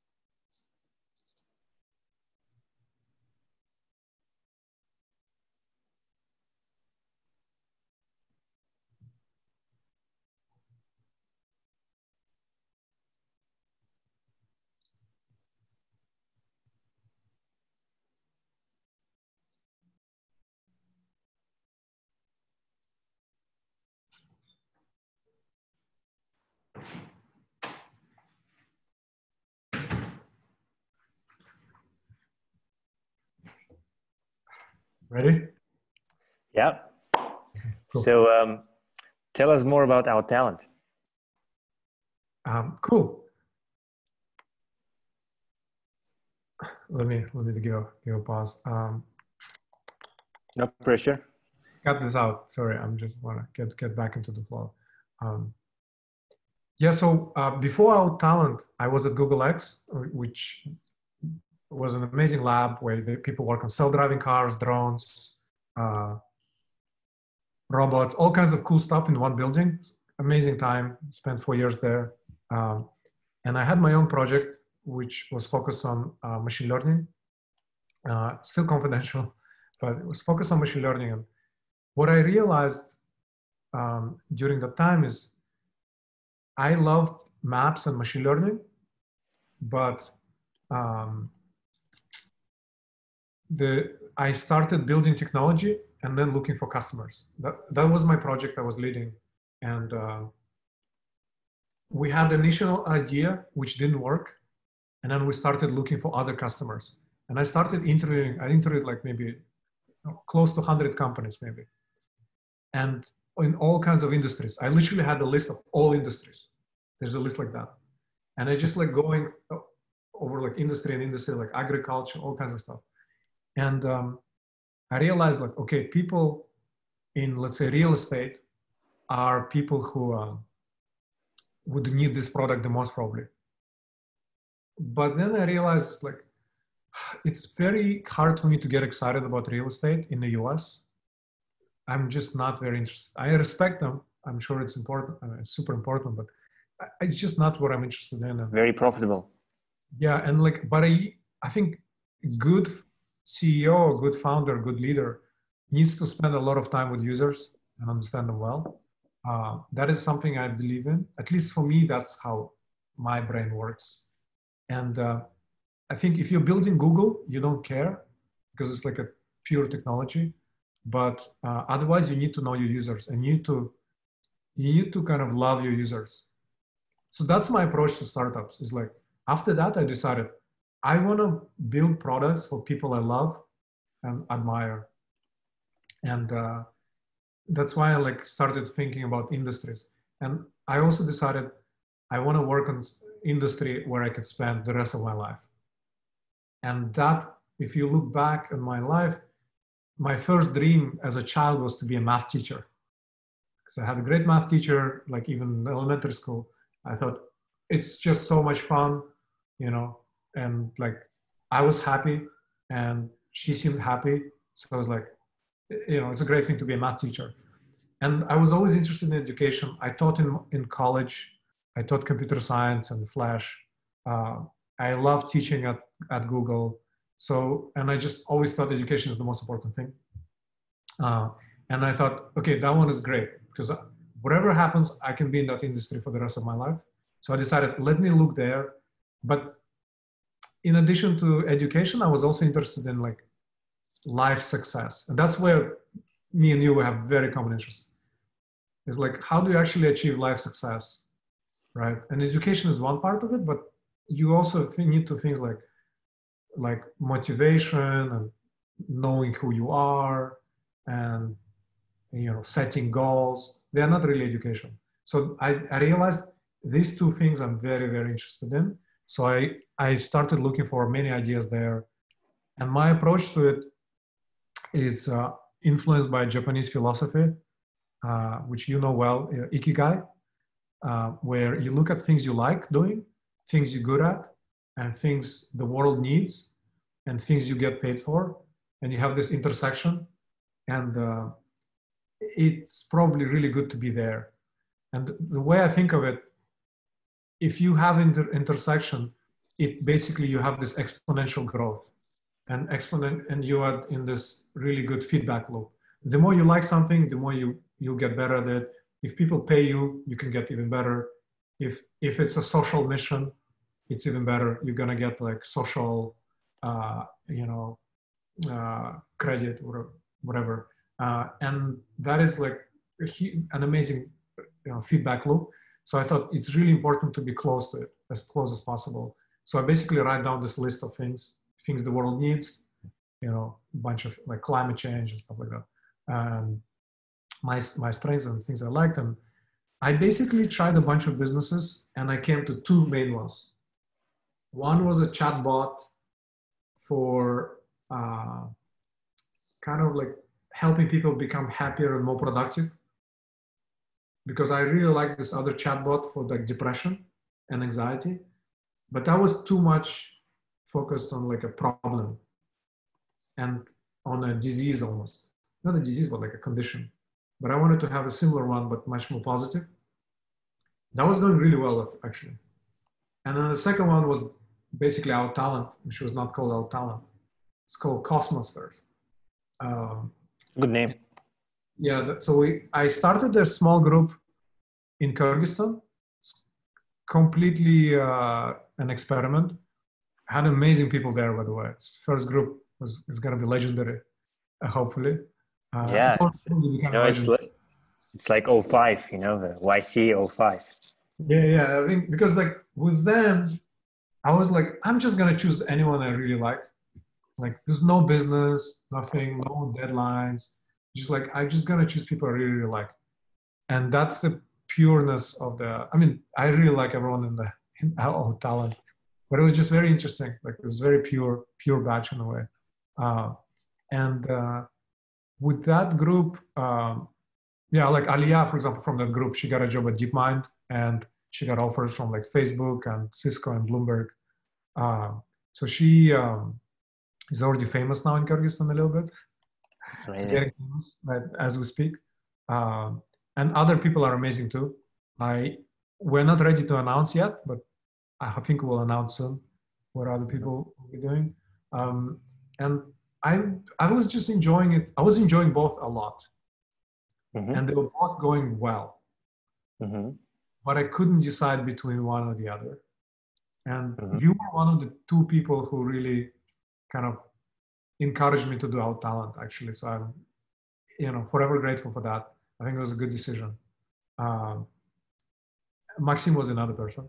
And it was a tough choice in a way, but what really motivated me is I feel like I had more unique advantages for OutTalent.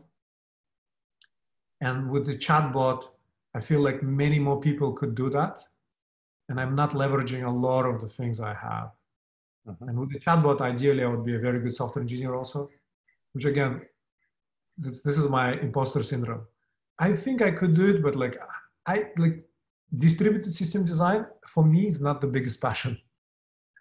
But like mentoring is much more bigger passion for me personally. It depends. If I found a co-founder which was like really into like this thing, maybe that would be a good match.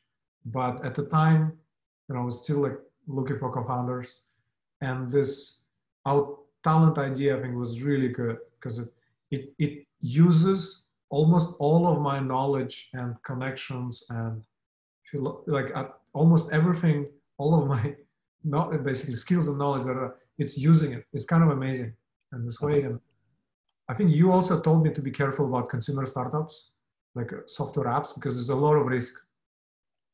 There's a lot of product risk there. And again, startups is always a risk, but I think it was not the right choice at the time. Again, I think if there was a co-founder which was matching, I think maybe that one would be a better idea potentially, because we could do I think that could be the next big thing. I still believe so. Sooner or later, if nobody will do it, I'll do it. I think at the time, OutTalent was a great thing.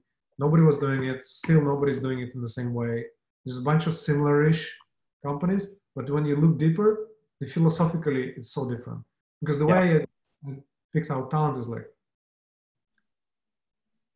I just chose the most contrarian things. Mm-hmm. Like Peter Thiel's suggestions, find things you really disagree with most people on. What are those things? Sorry?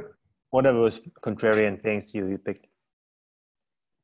I think one is focusing on the hardest companies.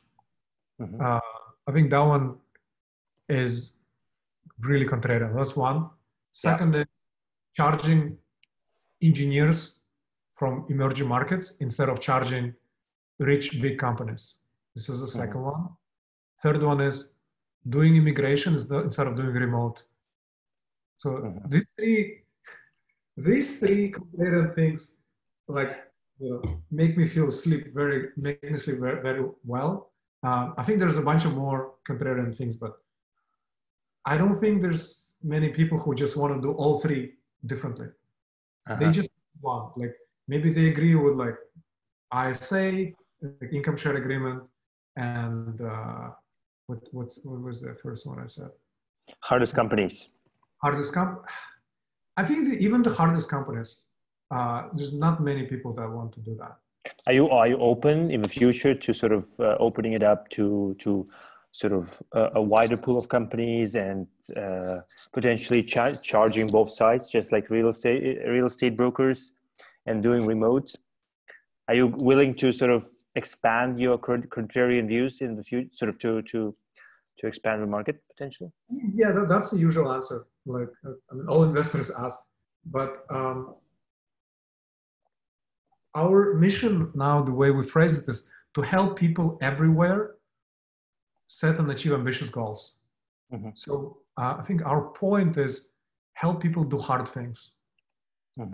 If it's something easy, then there are better companies that will do that. I think the question is, how do you help people do very, very hard things?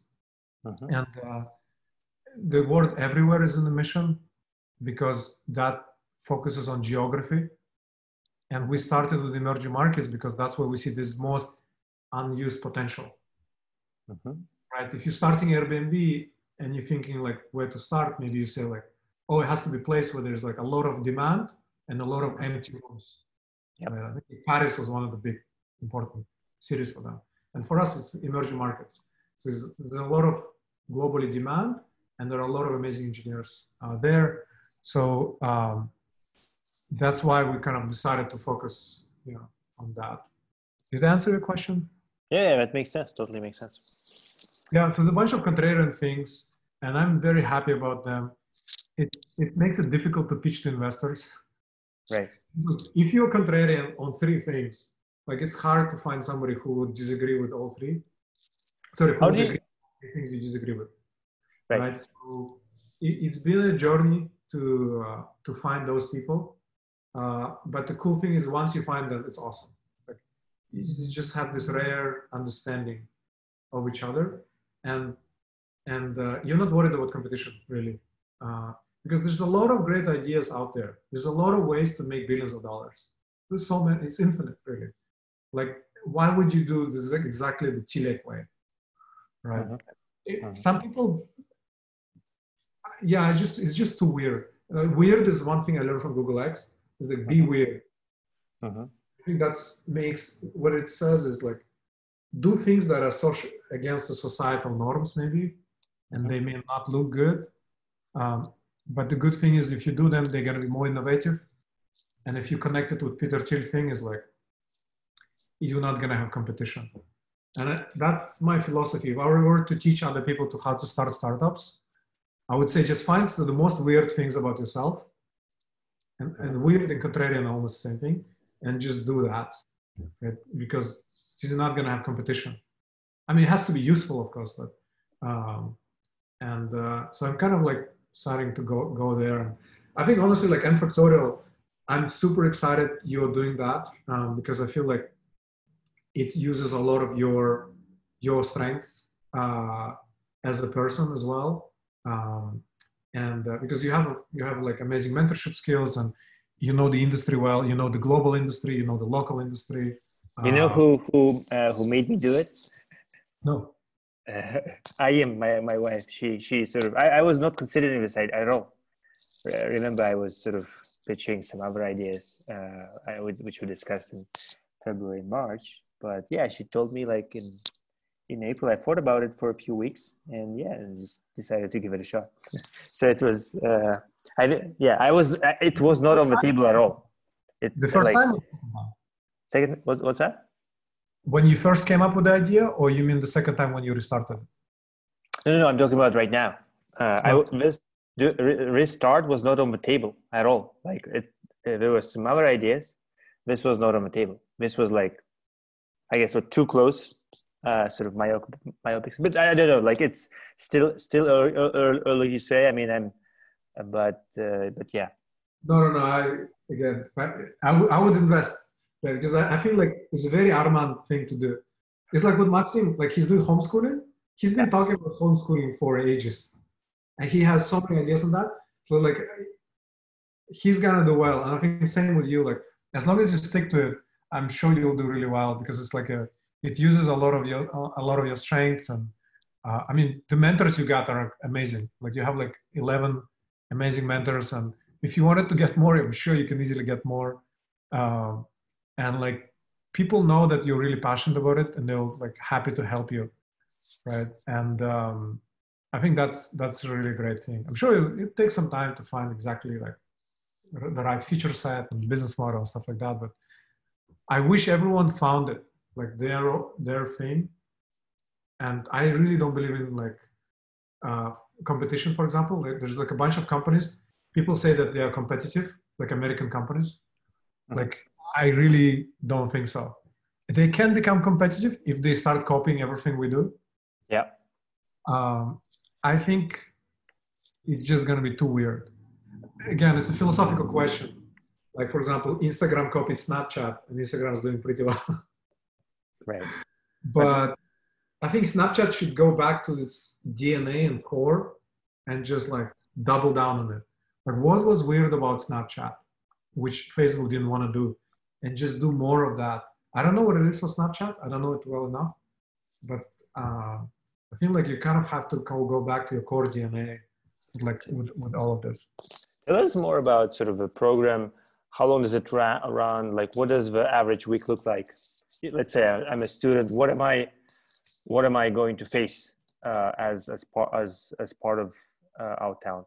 Sure. So right now we focus on senior engineers who have for approximately 2 years of experience or equivalent, have experience designing software systems, ideally distributed systems, ideally people who have worked with like load balancers, messaging queues, rate limiters and things like that. There's not that many people like that, but that we decided is going to be our first focus at the moment. So we're looking for people like that, first of all. We are open to exceptions. So I encourage everyone to apply, no matter what. But our main profile is backend software engineer. So if you have that, speak English, then you apply. You have an application form, pretty fast. And in the future, we'll make it harder. But right now, it's pretty fast. And then there is like a short interview. There's this coding problem, which maybe will change, but there's a coding problem, online test, and there's a short interview, maybe potentially a long interview instead of a short one, depending on the person. And then there's a 1 month trial program. And 1 month for free, we basically do like coaching for free. You're already preparing for Google and Facebook by yourself. But we are helping you like with some guidance and feedback. And after that month, if we see people are motivated and if they like us, they sign up they sign our contract, which says if you get into top 10 companies of your choice, you pay 7% of salary for 2 years. That is a very strict thing. There are different modifications of the contract, but we basically focus on top 10 companies of your choice. Got it. And if I don't get into those top 10 companies, but I get into some other company which is not in the list, then do I still owe 7%? How does it work? So our previous like current version is like you pay 3%. Sorry, you pay 3.5%. If you get into a company with a very high salary. Got it. Get in a company abroad, like West developed countries, and we write out those countries with a very high salary, you still pay 3.5%. But we're always iterating on the contract. But to synthesize it, yeah, go ahead. Got it. And how long do you keep the students? Do you kick them out at some point if they hang out for too long? What's the idea there? So it's 3 months, and so yeah, the program is 3 months. After 3 months, you graduate. We do some bonus meetings after, but really core program is 3 months. And this is excluding the 1 month trial, or including it? including. Including, yes. Correct. Makes sense. So and it's tough. It's very tough to prepare within that time. It's very tough timeline. And during this time, we prepare for system design interviews, algorithms, behavioral interviews, and resume. And we have mentors for each. And we distribute the system design. That one is the most unusual thing on the market. Because algorithms, I think there's a lot more happening. We have an amazing mentor for algorithms, Nikita Podguzov. He's like world finalist and works at Google, and he's like one of the, in the top at Code Forces in Russia. So Usman, like who works at Stripe, went to MIT. He actually taught at MIT. He's our systems design mentor. Behavioral mentor is amazing, huge experience, huge successful experience. She's from Brazil, actually. So we basically have like a program which you have to complete, and you can go at your own pace as long as you hit all of the checklists, all of the boxes on the checklist. And different people do it in a different pace. So it's a very interesting orchestration happening there. And then after 3 months, you basically complete all of the things on the checklist. And then if you do well, we start recommending you to companies. And we work with like 30 companies, like Google, Facebook, Amazon, blah, blah, blah, Stripe, a bunch of top companies. And that's really important, actually, because if you have never applied, you apply yourself, you probably will not be invited for an interview unless you went to a famous college, worked at a famous company, or were like in the world finals. Or just, there's some exceptions, but it's very hard to get an interview without a referral. So that's what we help with. I mean, you know it really well. So we help with that, and we help with like many referrals at the same time. And then after that, we help you talk to a recruiter. We help negotiate salaries. That one is one of the best services also. We help negotiate like $20,000 more. So I think OutTalent pays for itself really well. And so we have many services, and they're all packaged in this like, we will succeed only if you will succeed. Yeah. And the more you succeed, the more we succeed. So that model I really love. It's an amazing program, and even like with the salary negotiation piece, students can actually pay the entire program. So that's really cool. So we at nFactorial, you sort of live on Discord, Notion, Zoom. What tools do you guys use? Zoom, Slack, and Telegram. What's the distinction between Telegram and Slack? So we use both of them. Slack is good for nested conversations and for organized collection of information. Got it. We have system design topics. We have a bunch of like specialized groups, and it just collects knowledge in one place. It's very organized. Mm-hmm. Organized, more detailed. Telegram is fast, and people reply fast. It's just very good. We also love Airtable, by the way. Have you tried Airtable? Yeah, I have, but I should never adopted it. Why do you like it? I think it's good for programs like yours, I think. It's an amazingly designed product. It's spreadsheets like rethought completely from scratch almost. It's kind of like a database, and it's just a pleasure to use. It's just get pleasure from using a product. It's my favorite product, I think, these days. What can you do with Airtable what you can do with Google Sheets? Or is it more of about UX or?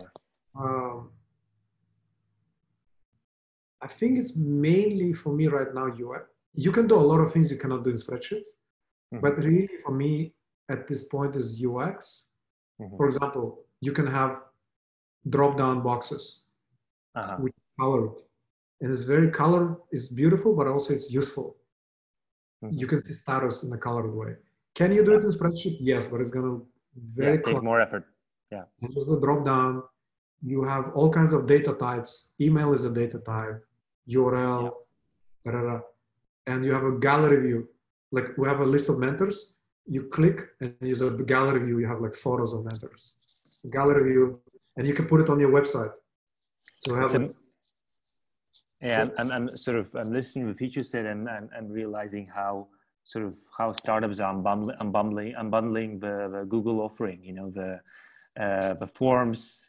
There's a type form, Google Docs now. You have Notion, Sheets. You have Airtable.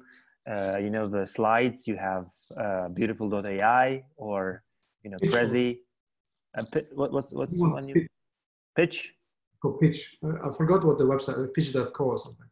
Yeah, so it's amazing. So it's like, and the same thing happening with the iPhone apps. You know, there's you take the system apps, and then you build your own version. You build your own calendar. You build your own weather app. You build your own the watch. You build your own compass. So it's like one way of generating ideas, I guess. Yeah, sure. Yeah, I totally agree. Interesting. Airtable, I don't know if it will succeed. I hope it will. It's just, I just love the philosophy. Just again, favorite product ever.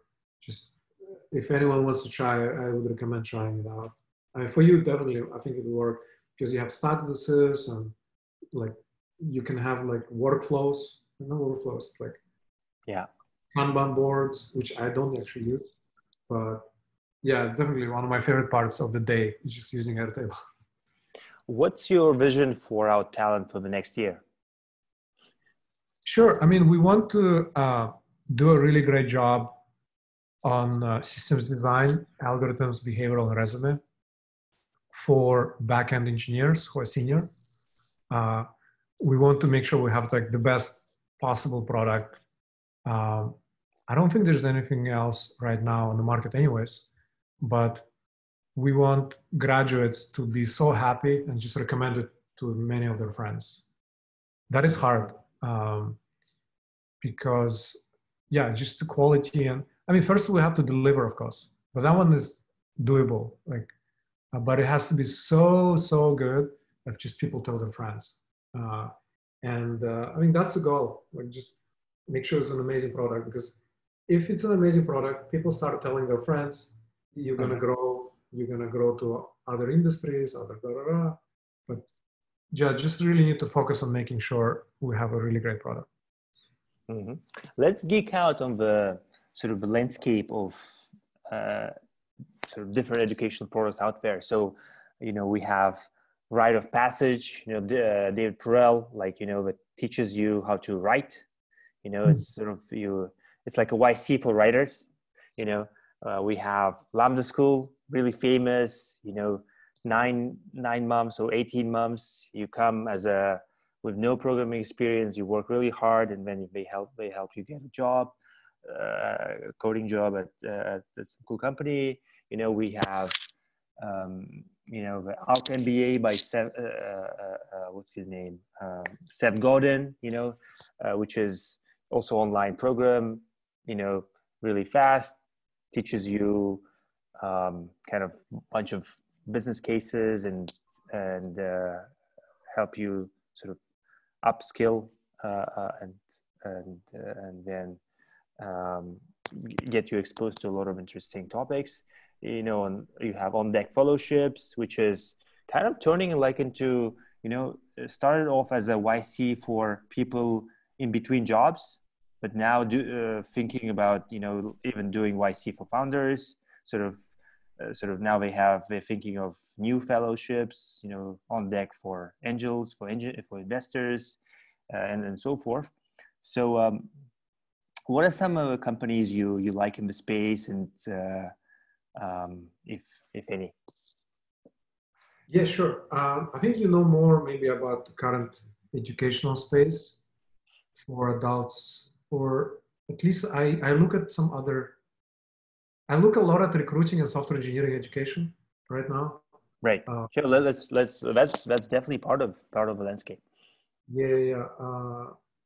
Triple byte, Yeah, HackerRank. so let me see where to start because I can talk about recruiting for a long time. Uh, I don't know about most of the companies that you mentioned actually. I think maybe we should use some of this, like a rite of passage sounds interesting. Uh, yeah, I think honestly in general, like I don't see a company, I think Lambda School is great. I think they will change how coding is taught. And I love that it's an income share agreement. So they have to deliver. You have to make sure you get the job. So I'm a big fan of those models. I mean, there's some, sometimes hard to implement because you get money many times, like very, very late. Um, but I hope there will be a lot more of those. Hmm. I think Lambda School, I mean, they want to grow internationally, obviously, but I think I want to make it easy to learn how to code so anyone can do it if they want to. So that is cool. What are the companies you mentioned? Rite of Passage, that got in. I don't know too much about them, so I don't think I can comment. But in software engineering, there's this education and recruiting, and we are kind of in the middle because we don't just do education and we don't just Hmm. do recruiting. Yeah. We could totally do recruiting, just recruiting. We could match. I think that's a good business. Yep. Just good engineers with remote companies. Yep. But it's a good business. I think there's a bunch of companies doing it. Like uh, what's Touring is a good one. They're just connecting engineers with remote jobs. There's a bunch of others. I think that one is good. How do you spell it? It's like Alan Turing. Oh, TUR. Turing. Got it. Got it. Got it. Yeah. Got it. So people think we are competitors. I totally think we're not.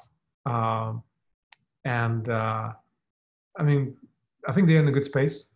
I'm much more excited about OutTalent, but I'm biased. But yeah, so there's companies like that. So remote space is growing. So there will be a lot of matching of like remote engineers with companies. We have our own plan for that too. Um, Mhm. so there's a bunch of uh, interview boot camps. They are mainly local. Yeah. This is the most similar company to us. I'm also not worried about that much. We are so much focused on immigration and emerging markets and Russian speaking market and Yeah. uh, what else? Big top 10 companies. Other people just don't want that. It's like, why would you? Like, it's just too weird. Yeah. Yeah, a bunch of interview boot camps. They are the most similar.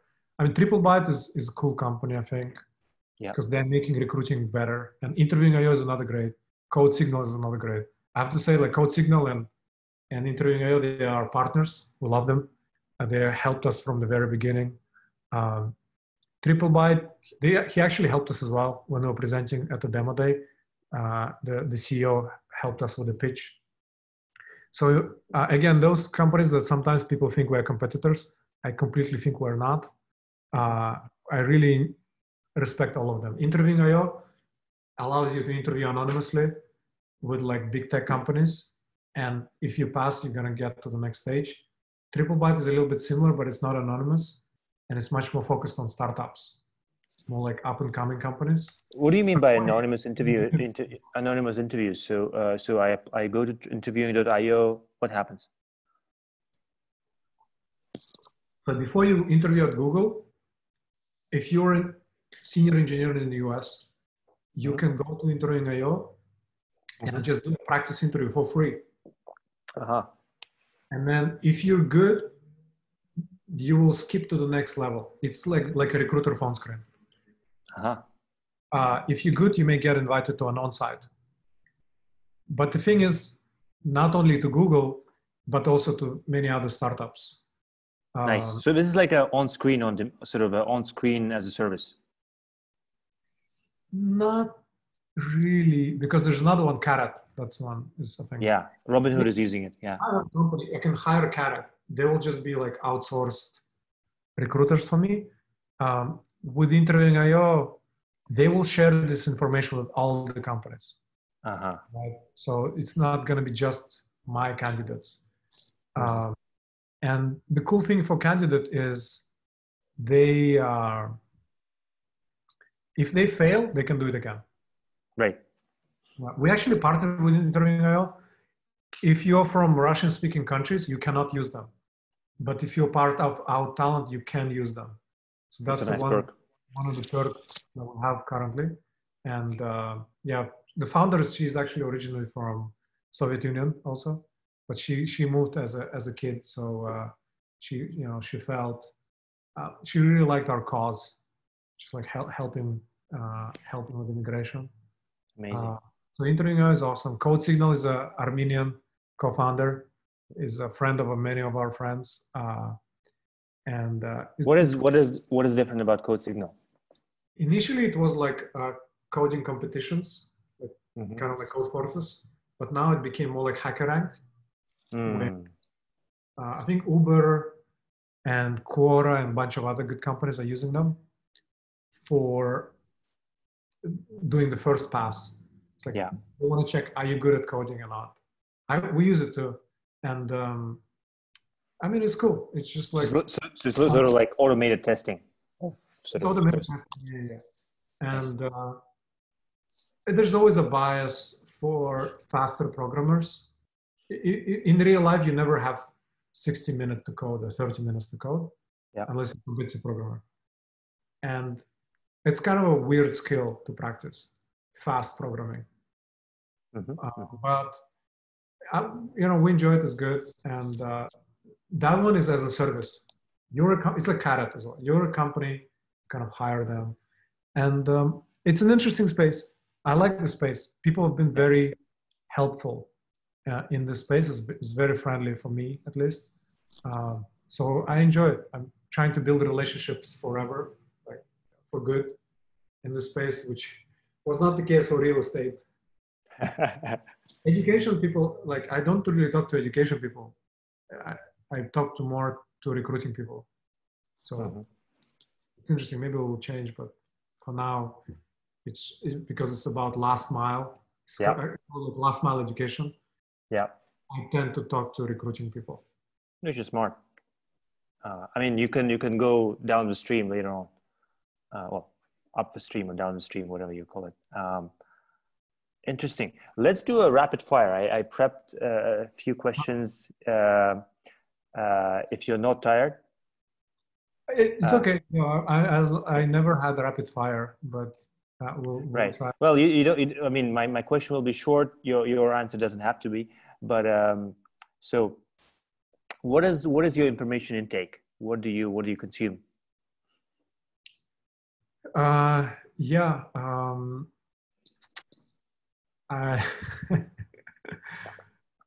I mean, Twitter is a big one. I don't have Instagram, don't use Facebook.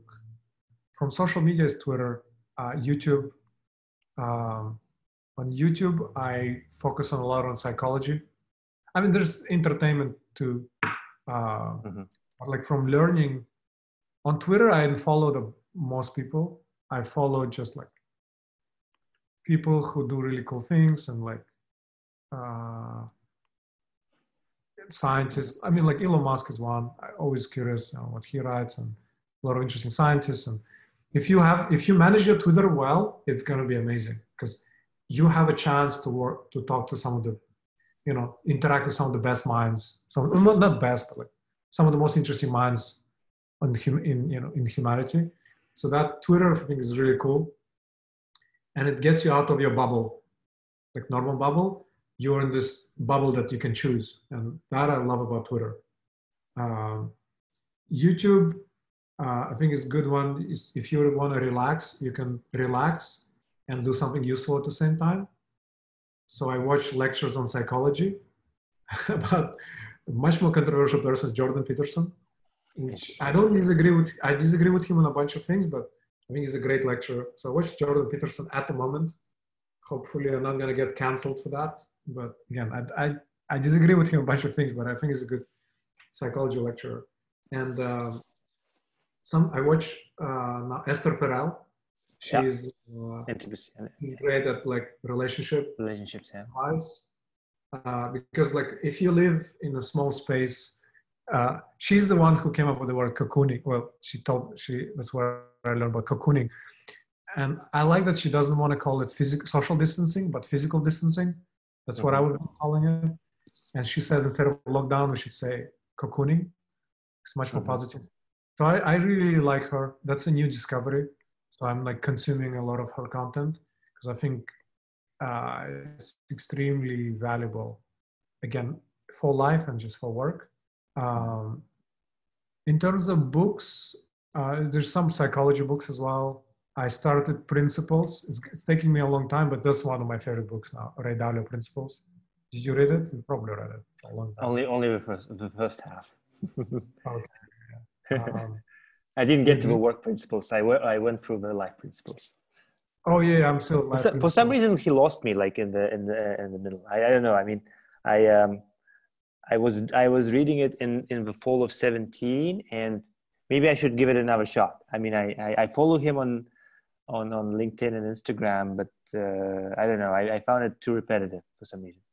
Yeah, that's what I got. I think you get the idea after a while, and then after that, it's not that surprising. I think I just love the concept of having principles. Right. You just learn about some of his, and then you get it. Yeah. One of the principles is like make sure people are using, you pick your personality traits and you build into. It's like it's not that new, right? I mean, it's cool that here I just wrote them all down, and I think the trick is just to find the ones that are surprising. And just the concept, I just like the looping concept that he has. And yeah, that's a good one. One of my favorite people now. I love his interviews. Yeah, very insightful. Yeah, I think I would consider him successful as a person. If you just ask him like who's successful, I think that'll be that. But with books, I'm working on it. If there's a book I really love, I go fast. If it's hard, I go really slow.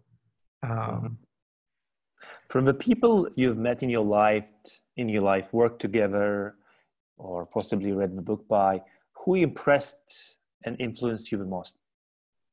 So you mentioned Ray Dalio. Anyone else? It's a good question. I don't think different stages of different people. There was a Tim Ferriss stage. Okay. Tim Ferriss stage, which I had one as well. You met him, right? Actually. I mean, I had the same stage, Yeah. No, there's a bunch of people had this Tim Ferriss stage. I mean, Google founders influenced me a lot because just listening to them talk at TGIF, hugely influenced by Google. I mean, at some point, Richard Dawkins. I had this atheist stage. Like I had the Richard Dawkins stage, Sam Harris stage. A bunch of people like, I should make a list. Which stage are you at right now? I mean, I'm learning from Jordan Peterson and Esther Perel. Okay. Again, I want to be careful about like some gender things he talks about, because that's one I think where I disagree with him a lot, and that's what makes him famous, as he says like, yeah, he thinks maybe it's more okay that there's this. Again, I think I will misrepresent his views, but I think I want to be careful about gender stage, but I'm just curious about gender also, and I think I will form a different opinion, but I'm curious about his opinion because he's very, very knowledgeable. I mean, same with everyone, Sam Harris and Richard Dawkins. I agree with them a lot, but I also disagree with some. I don't want to attach my brand to their brand fully, but a lot of it is very influenced. Got it. Your favorite interview question? Interview, like when people interview in OutTalent? No, let's be more specific. What's your favorite technical question? for coding interviews? When you let's say do mock interviews with your students, or Yeah, I don't want to expose all my questions. just give one, maybe a Uh, fake one, the one you're actually not using. I'll roughly describe it. Okay. I'm lazy to come up with many new ones. I Okay. like questions where you have to ask for many requirements, Uh-huh. because in real life you have to understand what to build. You like you have an engineer, and if that person doesn't understand the requirements well, this person will build the wrong product. So I think so. I like asking questions where you need to ask a lot of questions and Also make sure follow-ups. the assumptions are good. And Nice. and because if the assumptions are wrong, you're going to build a completely different algorithm. And I think that's what really happens in a lot of times.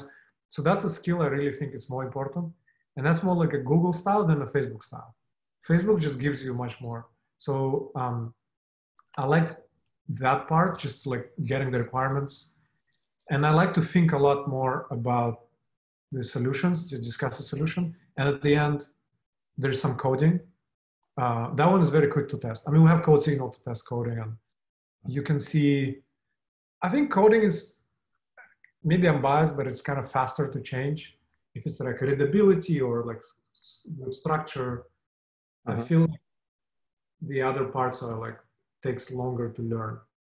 So I bias into the questions in terms of that. And what's your favorite behavioral question, if any? Sort of the go-to question you like to ask. I think the question I like to ask all of people, like my friends and myself, is what would you do if you had $100 billion? Okay. And I chose it specifically it's realistic. It's enormous, but it's realistic. And it tells you a lot about the person. And some people fake it, rarely. Sometimes people fake it.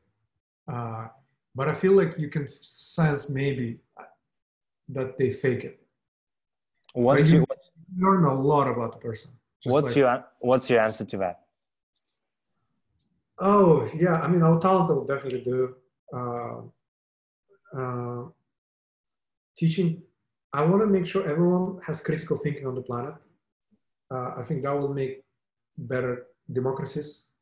I think democracies are good. Climate change, I want to make sure it's solved. And I think critical thinking influences that. Safety, AI safety. I think, let's say AI safety, climate change, power distribution, so that we don't have authoritative regimes everywhere.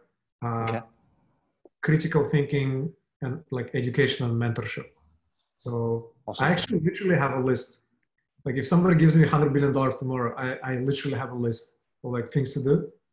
Yeah, I thought about it a lot, and it's like a sequential. If you give me this amount, I'll do this. If you give me that amount.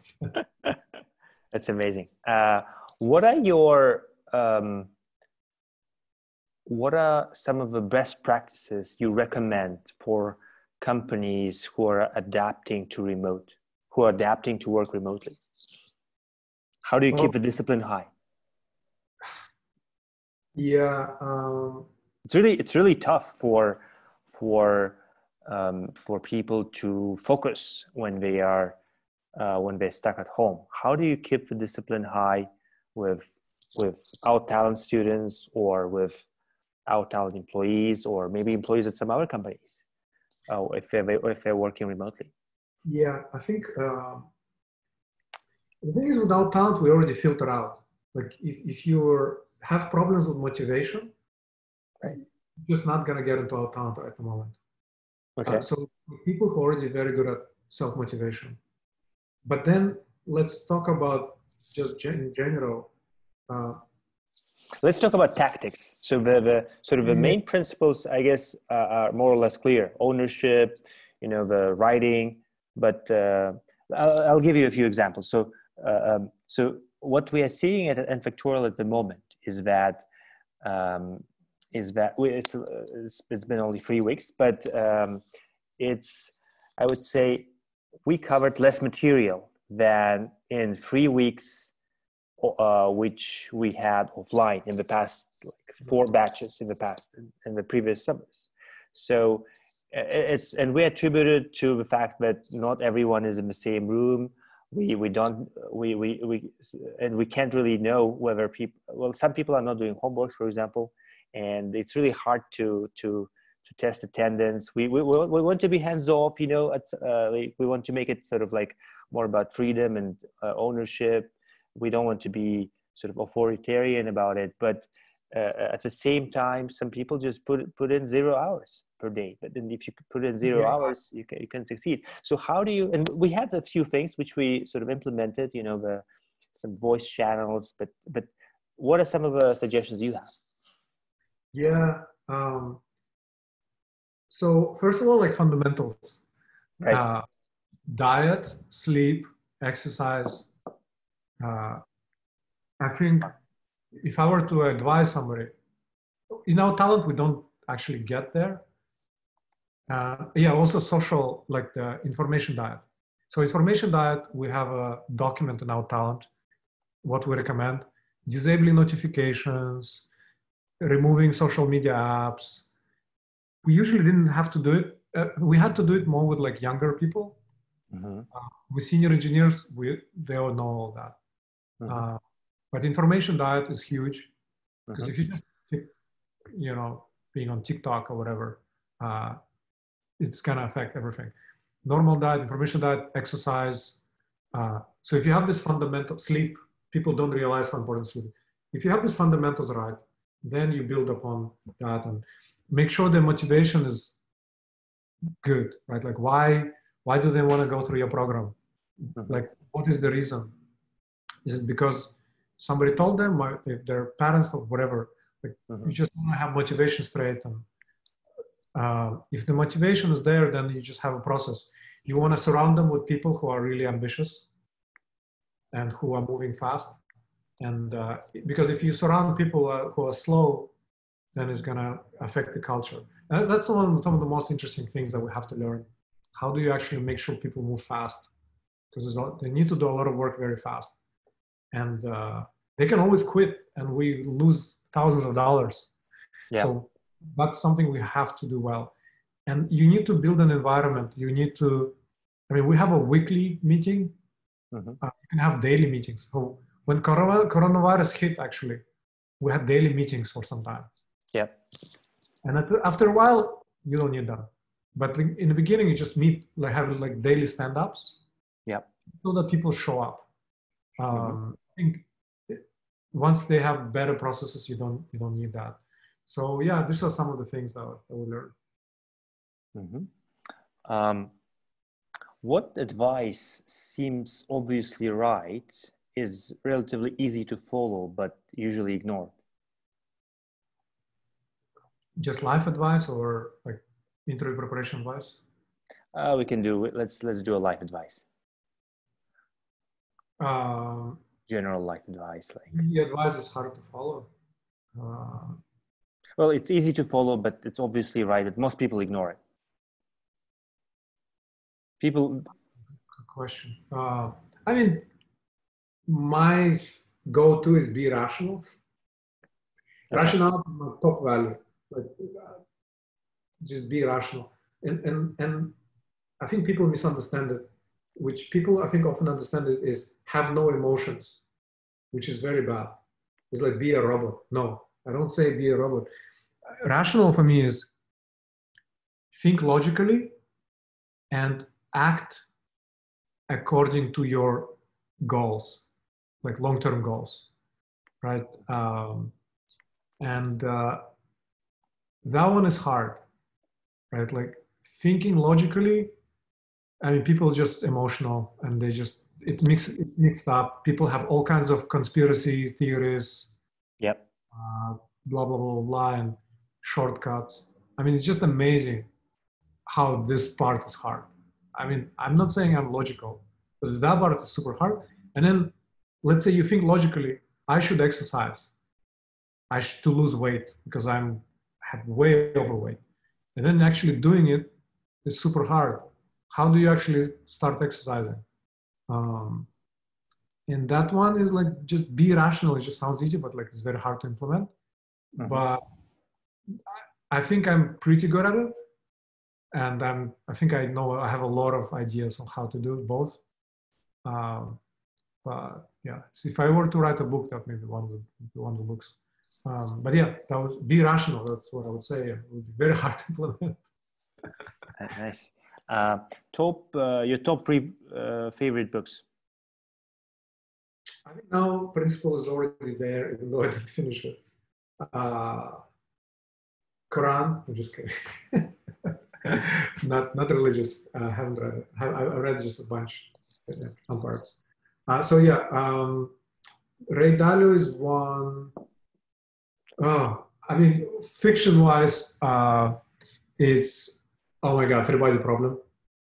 Three-Body Problem, okay. I don't usually read fiction, but that's the only one I read lately. Blew my mind. It's just, it's so enjoyable for me in a way that nothing else is.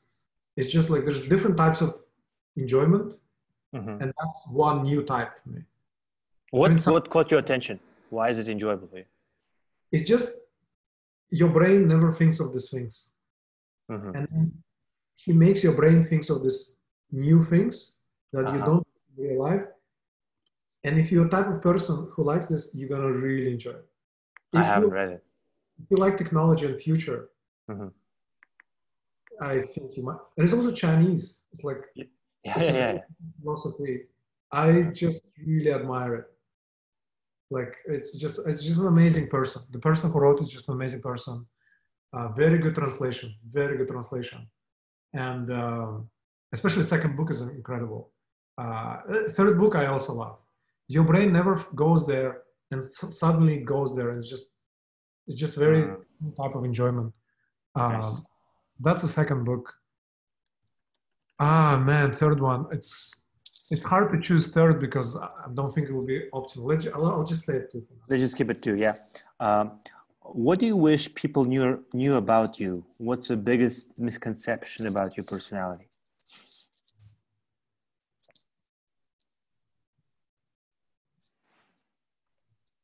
I think people have a pretty good model of who I am.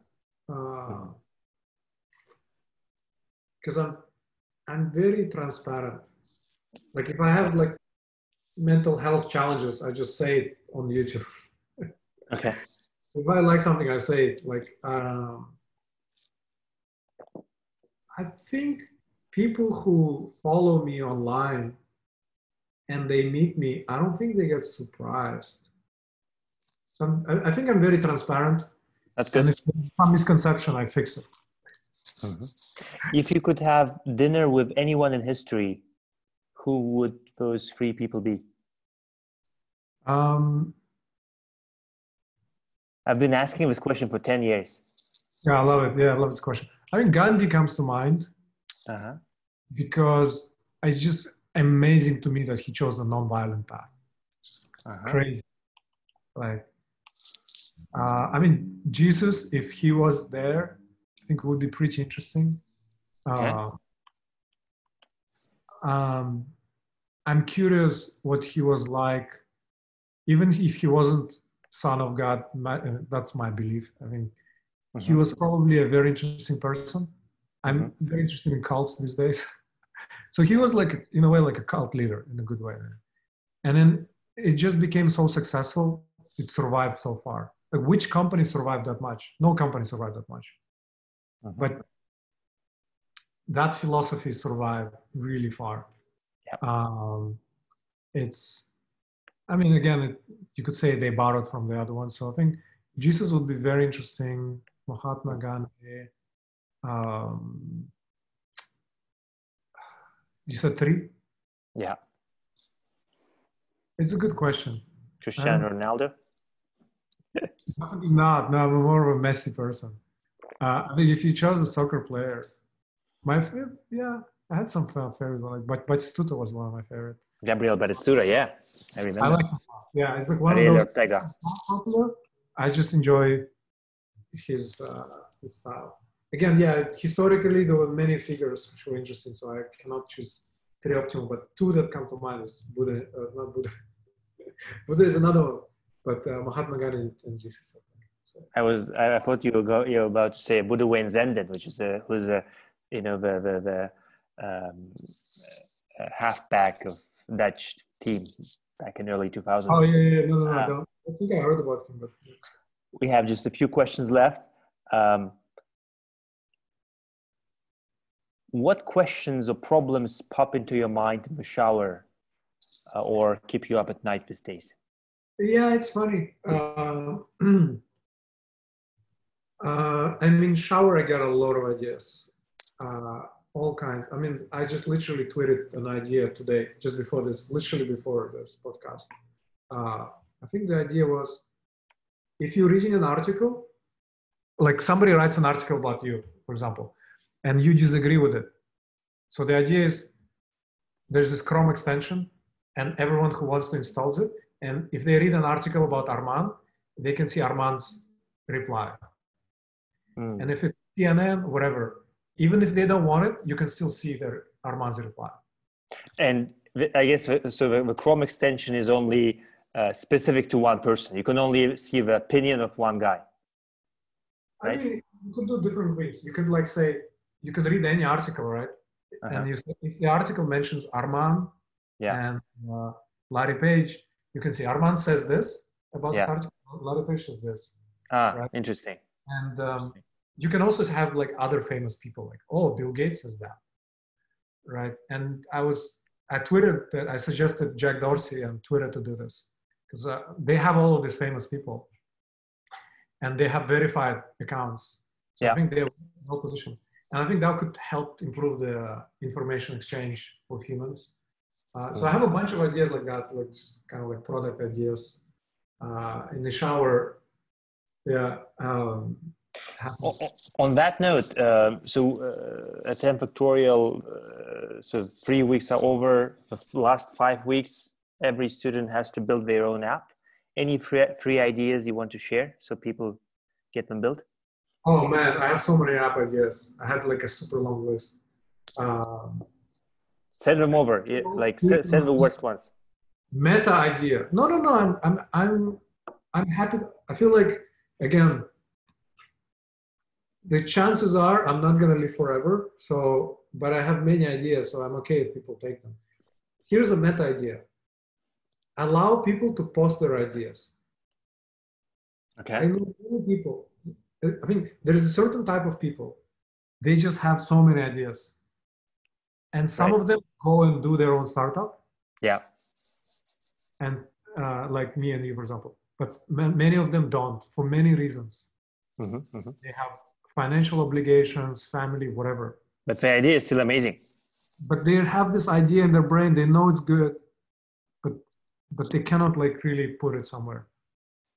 So what I suggest is allow them to put all of their ideas in one place, and let people like vote for it, and let other people say, oh, let me go and build it. And then I think there will be people who attribute to that idea. Because like I've done things based on other people's ideas, and I'm happy to attribute it back. Like I have no problem with it, right? But I'm sure there will be people who just take an idea and run with it. But I think I strongly believe that could work. And you can find a way to give praise. As long as you don't kill ideas, as long as you don't criticize ideas. Disallow criticism. You only can praise and organize and sort. Because if you start criticizing, people will start posting ideas. So yeah, I think that one could be big, because if you create that, then I'll put all of my ideas there, and then you can find other ideas. That's my little bit contrarian thing. It's just a tiny bit contrarian. But that's a good idea. Love it. 2 more questions. What are your main sources of energy? What gets you energized? So what's the last sentence? What gets you energized? What are your main sources of energy? I mean, I think actually talking to people, I realize, especially in person. Okay. I mean, giving lectures. When I tell people something new and useful, you're probably similar about to me. I get energy when people like I see I'm being useful in real time. You see people's eyes.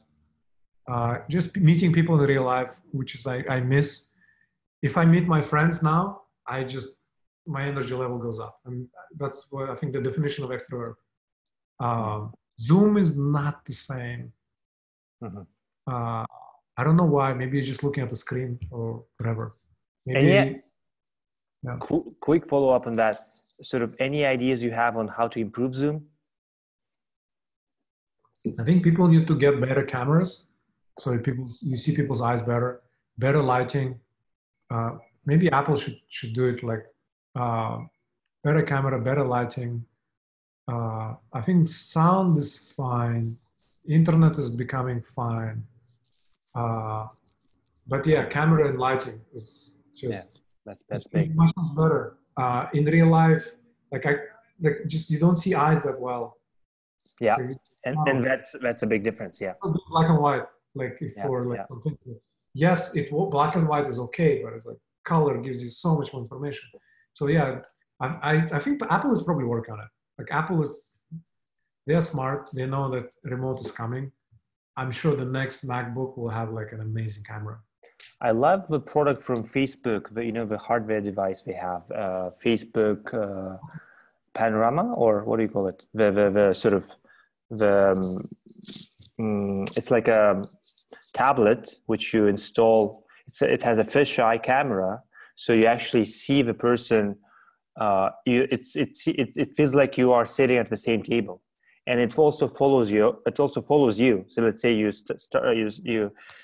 stand up from the chair, and the camera will focus on your face. And I experienced it a few times as on the other side. I don't have the device, but it felt really magical. Actually, it's just. Did you buy it? No, I didn't buy it. My friends had it, so I was experiencing as on the other side of the Zoom. Yeah, Portal. Yeah, Portal, exactly. Facebook Portal, exactly. Facebook Portal. Does your friend like it? Yeah. I love it, and I enjoyed it. I actually like it. It actually felt great. I felt like I was sitting at the same table, and I could see like 4 faces at the same time. Because it's wide angle. So I think that might be one thing we could do to. It's not popular because it's been there for ages. I don't understand why it's not that popular. Maybe people are afraid of privacy or something. Interesting. But I really like the idea because that sounds like that something could really improve things. Wonderful. And the last question I have is, what is your advice to a driven college student who is about to enter the real world?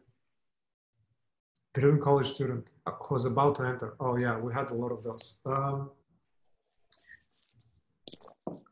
I mean, dream big. That's one of my philosophies. Is maybe you got bad grades. Maybe your relative said you're not very smart. Maybe your classmate said you're not smart. All of this happened maybe to me. Maybe like you get bad grades, blah, blah. That does not mean you cannot do amazing things. Literally, I think everyone can. That's my thing. Autistic, like there's an amazing movie about autistic children. There's an autistic person, Temple Grandin. I recommend everyone to watch. She changed how agriculture works in the world, at least in the US. She was very weird in a way. She's autistic. I mean, she's very high functioning. She could speak, but it just shows that you can have what may look like bad things with your mind. You can be like mentally challenged, but you can change the world. Whatever you have is probably not as strong, whatever that person has. as temple gradients. And I feel like you have this brain, it has it has billions of neurons, it has strengths and weaknesses. You have some amazing strengths, and are like, you should just try to discover what those are. And again, just forget everything that was told you before that. Like, you cannot do things, you can do. You just need to learn yourself and find what's a good dream for you to follow and follow it. Mm-hmm. Thank you so much, Tilek. It was really, really wonderful. I think the 3 hours passed like a moment. Where can people find you? Where can people apply to OutTalent? Great, yeah. So I'm active on Twitter, as I said. I managed to snatch twitter.com/Tilek. LinkedIn also snatched Tilek. I used to be very good at this. I think with TikTok and Instagram, that's where I'm too old. Lost? Yeah, but Twitter and Facebook and LinkedIn, I snatched Tilek, so you can just find me, log in there. I'm sure it was a wish of quite a few Tileks. Yeah, I'm sure they made them. Yeah, I pun intended. Yeah, but they can now do cool new things like TikTok. So OutTalent.com, double T. We managed to snatch .com. It was a whole huge journey to find a good company name and domain name. So OutTalent.com, Telegram as Tilek-gram, so it's plain words. YouTube, Tilek Mamutov in Russian language. In English, it's you just follow OutTalent. Okay. We don't have Instagram yet. We'll just search for Tilek Mamutov, start following. Sounds like a lot of those, and we'll start the conversation from there. That's amazing. Thanks so much, Tilek. It was a real pleasure. It's the longest interview I ever made, and this was something I was planning for a while, and it's a few multiple decades before I get to the Joe Rogan sort of level. But in any case, thanks so much, everyone, and let me know who you want to hear next in the comments below, and live in the future and build what is missing. Thank you so much.